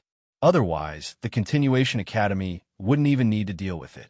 Just the major pedigrees that sacrificed so many members in vain would tear them apart. A notification from the underlying framework. In 2 hours, the fragment has already entered the present realm's orbit after being disassembled. In 2 hours and 16 minutes, it will completely dissolve. Has the law coordination begun? Doing the final verification. What about the ascenders? They have all been withdrawn just 6.5 minutes ago. Check it one last time. Don't leave behind the important supplies and results. Just outside the huge floor-to-ceiling window, the scholars in the huge space nervously carried out the final calculations and deductions under the huge screen. Behind the floor-to-ceiling window, Jaeger, who was sitting on the sofa, finally relaxed. He was limp. He was sweating profusely. The gamble that staked the entire present realm's safety had finally come to an end. And, just under the big screen, the technicians from the Continuation Academy were constantly extracting, freezing, sealing, and sending the experimental result from all the fragments to various departments. God knows how much profit the Continuation Academy had made from this gamble. Many experiments that could not be attempted in the present realm were secretly deduced and implemented in the fragment. Among them, the most creepy ones were the 2 life support pods that were quickly sealed as soon as they were teleported. The remains of the 2 destruction elemental elements were properly stored. Seeing the 2 wreckages go away, Jaeger breathed a sigh of relief. After all, that thing was only a few hundred meters away from him. If he accidentally triggered it, he wouldn't be able to run away. Then, there were 3 crystal cubes that sealed 3 different kinds of flames: green, white, and crimson. The 3 reflected each other and shone brightly. They were faintly about to fuse into one. The man in the headscarf took a deep breath and suppressed his excitement. He took it from the Continuation Academy staff with a blank expression, turned around, and hurried away. Immortal Stonecutter's final vow, the divinity left behind by Mother Nirvana, and the fruit of the Nirvana lotus. Maintenance, destruction, and creation. The essence of these 3 elements has truly fused together in the Gaia fragment. Jaeger stared at this scene and couldn't help but sigh softly. After hundreds of years, the long-cherished wish of combining the 3 Indian lineages can finally be realized. In this gamble, many tragic sacrifices have been made by the Indian lineage. They didn't even want anyone else to get involved. It was as if they couldn't wait to die.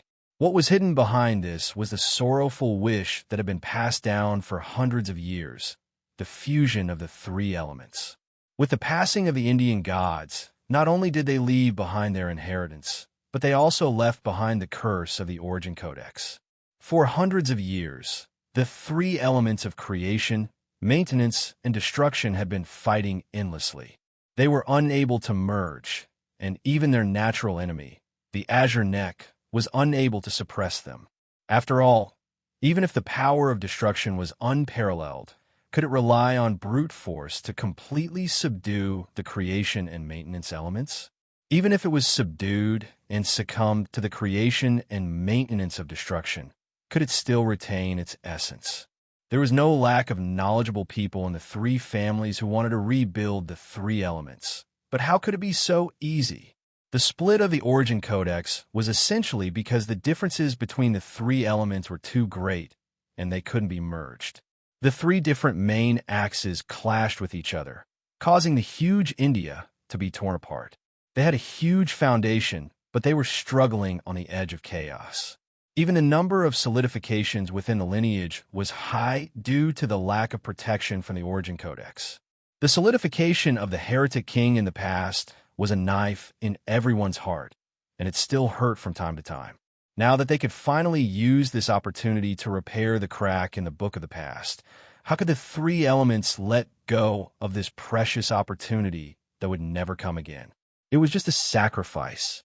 As long as it was a sacrifice, long before the gamble started, Mother Nirvana and Stonecutter were already prepared to die. If he could rebuild the foundation of India with his own body, why not? Jaeger was silent for a long time before he closed his eyes in exhaustion. "What's wrong?" the dean asked. "No, it's just that when I see everyone sacrificing themselves and fighting, I suddenly feel that I'm too despicable for sitting here and waiting for the results." Jaeger sighed self-deprecatingly. "It's too ugly. Sacrifice has never been your duty, Mr. Jaeger. Your mission is to protect the results of this sacrifice. Compared to the Continuation Court, which is a conspiracy that can't be exposed to the light of day, you are already too." The dean's words were suddenly stuck. After a moment of silence, he suddenly said, "I have just received news that Mr. Marcus has passed away." Jaeger was stunned. Russell refused a state funeral in Rome and brought his body back to the ivory tower for burial, the dean said. Until the end, he was a member of the Utopia. Jaeger closed his eyes, covered his face, and took a deep breath. After a long time, he sighed silently. Damn it, he cursed. One of the only remaining pillars of the former era had withered just like that. It was all in the plan that he had approved. But what the F***ck am I? "Do you want to compensate celestial genealogy?" the dean asked. "Forget it, Russell won't agree." Jaeger shook his head in melancholy. "It's only right to give him a posthumous honor, but for Mr. Marcus, the sacrifice he made for the present is only natural. No matter how much material we give him, it will only be an insult." He thought for a moment and earnestly asked, "Later, please join me in mourning." "No need." The dean shook his head. "I will also attend the funeral." Jaeger was stunned. He didn't expect that one day he would abandon his mission, leave the Continuation Court, and attend someone else's funeral. He didn't hesitate to temporarily put down his duty for this. "The Continuation Court is not a cold result machine, Mr. Jaeger," the dean said. "Even a machine will have reverence for a true hero." He was actually despised by the rationalists of the Continuation Court. Jaeger smiled helplessly and nodded. "I hope that one day I can meet Mr. Marcus again in the fountain." Perhaps this was the final romantic ending of the astronomical meeting. Whether it was the Utopia, the Directorate of Command, or the core members of the Continuation Court, none of them thought that one day they would be able to die peacefully in their hospital beds. Most of them died in obscurity, sacrificed themselves passionately, or collapsed in the daily grind. For them, the best ending was to be able to return to the Silver Ocean. After passing through the ordeal and darkness, Everyone would be able to meet again in the eternal sea of wisdom after returning to nothingness. There won't be such a day, Mr. Yeager. The dean's cold voice interrupted his thoughts, causing his smile to stiffen on his face. There's one more observation report that I just received. I didn't give it to you. The figure in the protective suit reached out and handed over 2 pieces of paper. Previously, during the homing incident, we had some doubts. The increase in the Silver Ocean was abnormal, and we didn't receive any feedback. It wasn't until just after Mr. Marcus passed away that we finally saw the results of the probe. He said, all the souls of the Utopia didn't return to the Silver Ocean. In the long silence, Yeager lowered his head and hurriedly flipped through the report in his hand. He constantly checked the data on it, hoping to find any loopholes. But in the end, he realized that this argument was so impeccable that it made him despair. But if they didn't return to the Silver Ocean, where did they go? The operation of the Silver Ocean was once handled by the Utopia. To us, it has always been a closed black box system. Even now, there are still many hidden low-level laws operating. Perhaps this matter has something to do with it. After all the souls that have passed the celestial genealogy trial will be marked with a special mark, and it's not suitable for the ordinary process. To them, the Silver Ocean might just be a transit, and they might have another home in the end. But if they didn't go to the Silver Ocean, where could they go? They didn't hesitate to violate the laws of the present realm and completely destroy their souls and wills to go to heaven? Yeager asked softly. I'm afraid so. The dean nodded. Heaven had long fallen into the core of the present realm. It was once the 4th project of the Utopia, the kingdom in heaven of eternal hell. Even though it had long fallen, there were still countless souls constantly sacrificing themselves in order to complete this beautiful blueprint of the present realm. Even though there was no more hope, there was still a last glimmer of hope left for the successors. After so many years, they still haven't given up? Yeager shook his head in disappointment. He put down the report in his hand and hesitated to speak. Do you want to interfere? The dean asked. Even if I don't say anything, you will continue to observe, right? Yeager said, that's enough. He didn't stop this determination from the Utopia, nor did he interfere with this sacrifice that might affect the 3 major blockades. Even if they die, it will still be a headache. Should I say that as expected of the Utopia? The Secretary General of the Central Command Bureau pinched the space between his eyebrows and felt a headache. But when he thought of the young man he had been paying attention to, his headache became even worse. Where's Huaishur? He's being resuscitated. The dean said, the power of the god's wedge is too great. His soul and body can't bear it. What's the situation? Yeager became nervous. There's bad news and good news. The dean thought for a moment and continued. The good news is that his body and soul seem to have gotten used to this chaotic situation. With a little surgery and some time, he will be able to return to his original state. What's the bad news? You've already seen it. The dean said, there's a possibility that Huaishur will solidify.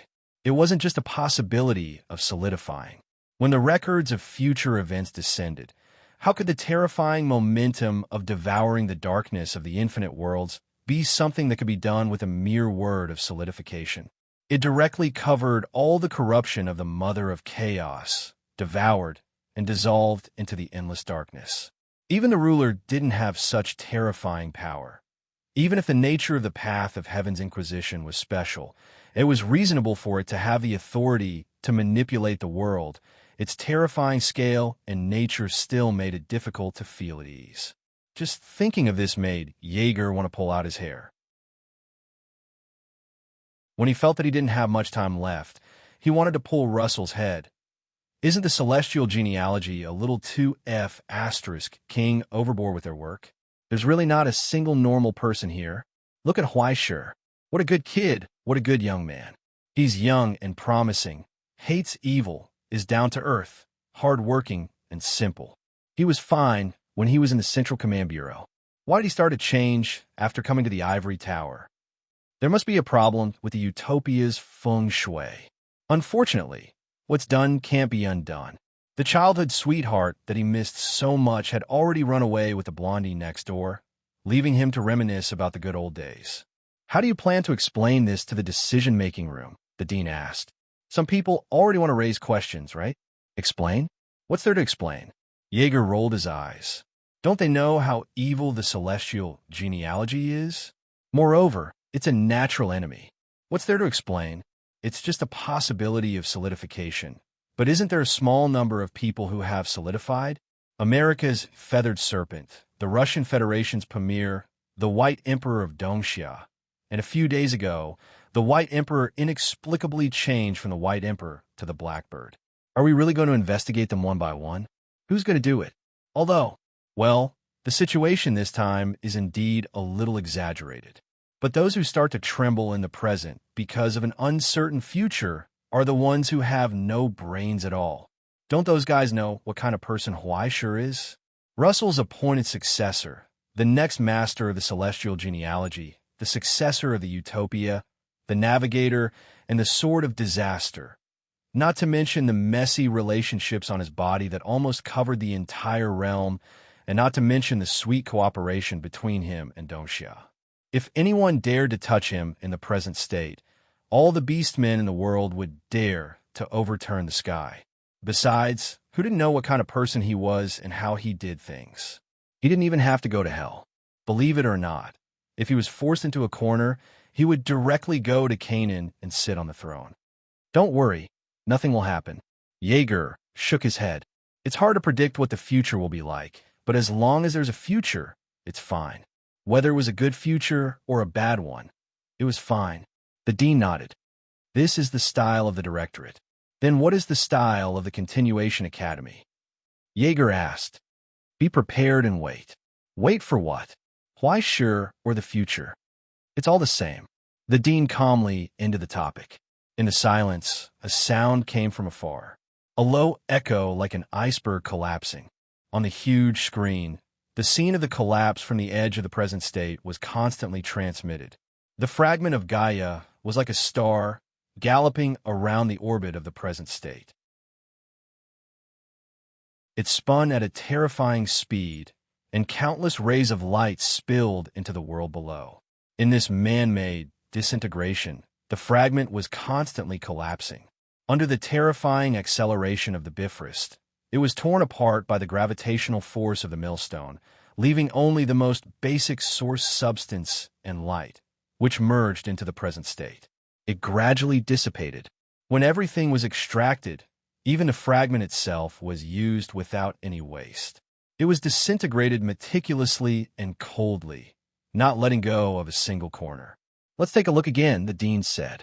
There's still time to take another look at it. In the orbit of the present state, cracks quickly appeared on the fragment. After countless outer shells peeled off, the surging light in the core gradually revealed. It was like spilled blood. And in the broken world, in the layers of light, a blurry outline faintly appeared. It was like a projection left behind by something, and it rapidly changed, making it difficult to see clearly. But it couldn't stay for long. Like mist, it quickly evaporated. Only the final elegy spread in the void formed by the depth. In the end, it seemed to look back at the world behind it again. Just like that, it disappeared into the darkness, never to be seen again. Once again, he was killed. This was the end of this gamble. Until the end, it never gave up. Jaeger sighed. Does it hate humans that much, Gaia? It should be said that it's the opposite. The dean said, we have just read the remnant images inside the fragment. At the moment it was killed, the distortion of the entire fragment briefly rose to its peak, just like the present state back then. In other words, if it had resentment, then at that moment, more than 90% of the domain in the fragment, along with all the participants, should have evaporated together with it. It once had the opportunity to pull us into hell together, but it didn't do so. The dean said, perhaps, until then, it had some kind of mercy for humans that we can't understand. Mercy? Jaeger couldn't help but shake his head. If even death was benevolent, he suddenly froze on the spot and turned his head in a daze. He only saw that the dean was still so calm. In the archives of the Continuation Institute, there were similar absurd inferences but there was no actual evidence to support them. At best, it was just some wishful thinking in the gaps of research. The dean said, "Some people think that the old Gaia wanted to kill humans not out of the madness of solidification and erosion, but the last protection. When the ship was about to sink, when the endless darkness was about to descend, when destruction was about to arrive, it gently strangled the children in the cradle so that humans could leave hell. To avoid its beloved children being tortured in hell. To avoid the ending that was even more terrifying than death. To avoid eternal pain." Jaeger froze on the spot. Similar speculations were raised during the first generation of the creation plan, but it was eliminated before it even entered the agenda of the meeting. Because it was meaningless. The dean said, "For the world, there is no good and evil in morality. Using the morality of humans to measure other existences is self-deception. Perhaps he was once kind. Perhaps he has some feelings for us, just like he has for all plants and living creatures. Perhaps there is also a possibility that we can live in peace. But the result will not change. He has never spoken to us, nor does he possess a true consciousness and soul. In the face of unilateral destruction, from the beginning, we have no choice. Therefore, what should be done must be done, even if the sky falls and the earth rends." These words sound very much like the style of the Continuation Institute. Jaeger sighed softly. "Because this is our duty," the dean replied. "In order to survive, no action should be an obstacle. In order to govern, all conditions must be applied. In order to achieve ideals, any price can be sacrificed. The Astronomical Society was such a monster from the beginning. Because if we don't become a monster, we have no chance to compete with the real monster. And the many sins and evil consequences caused by this are also natural," he replied. "We all carry the burden of this original sin that will eventually lead us to our deaths." Jaeger was silent. He did not speak. To a certain extent, the collapse of the utopia could be said to be expected. No, whether it was the utopia, the director of governance, or the Continuation Institute, it was the same. From the beginning, the precursor society had been prepared. The country that pursued the ideal welcomed the collapse and fall apart. The organization that unified all things deteriorated and decayed. The guards guarding the abyss became a part of the abyss. When you wanted to protect the entire world, you had to be prepared for the worst from the beginning. These were all possible obstacles and difficulties, but it was not a reason not to do it. The upper echelons of the utopia, the Directorate of Governance, and the Continuation Institute were well aware of this. There are actually many of the same hypotheses. He may simply want to get rid of the burden of humans, or he may have reached some kind of agreement with the abyss. Perhaps he just wants to get rid of these insatiable parasites. As if comforting him in a way unique to the Continuation Institute, the dean finally said, "Although the result will not change, there may be thousands of so-called truths. You can choose the one you like." Jaeger laughed self-deprecatingly. "As expected, I prefer the more humane one." The dean turned around and glanced at him from behind the protective glasses. "You intuitively place subjectivity above objectivity. You really should have gone to the utopia back then." "Forget it." Jaeger smiled. "Ideals are too far away from me. Perhaps it was once very close, however, he did not have the courage to walk into it. Or rather, he could not face the haze that would exist in the future. Perhaps everyone would look forward to the backs of the pioneers, but that was not the only path that made life meaningful. He had already chosen the mission of dedicating his life to, so why should he envy the ocean where other fish went?" Just like that, after finishing the new coffee, he put down the paper cup. "Are you leaving?" "Yes, work waits for no one. If you continue to skip work like this, the work in the decision-making room will explode." Jaeger rubbed his eyebrows in distress. "I really want to take a vacation." "Do you need help?" the dean asked.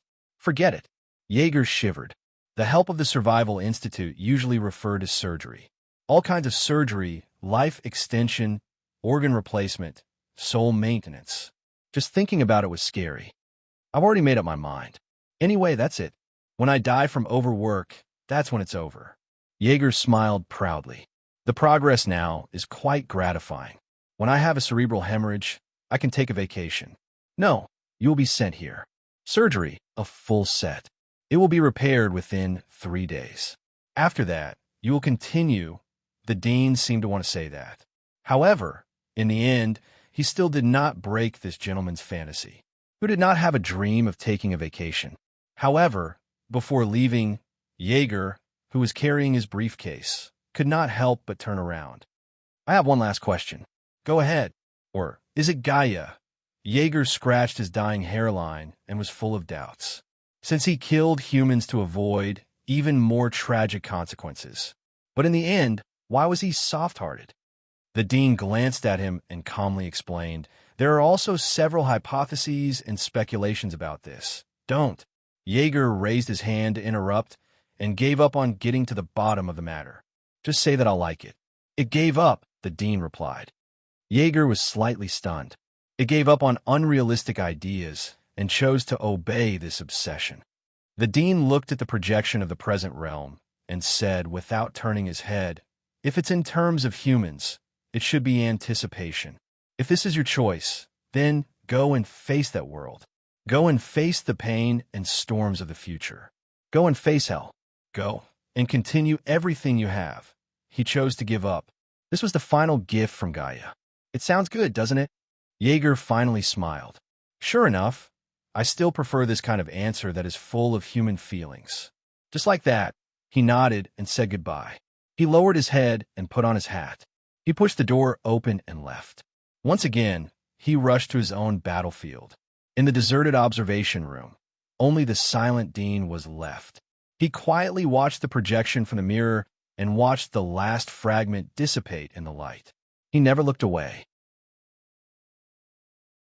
In the long and long silence, when the remnant sound of the elegy gradually dissipated, as if there was an illusion, a soft sigh sounded in the lonely darkness. It was so relieved. Children who have gone far away, I wish you all the best. I wish you all a glorious future. The future. You're tuning into the Warrior Lore YouTube channel. Don't forget to subscribe and join us on this journey to catch the most captivating stories.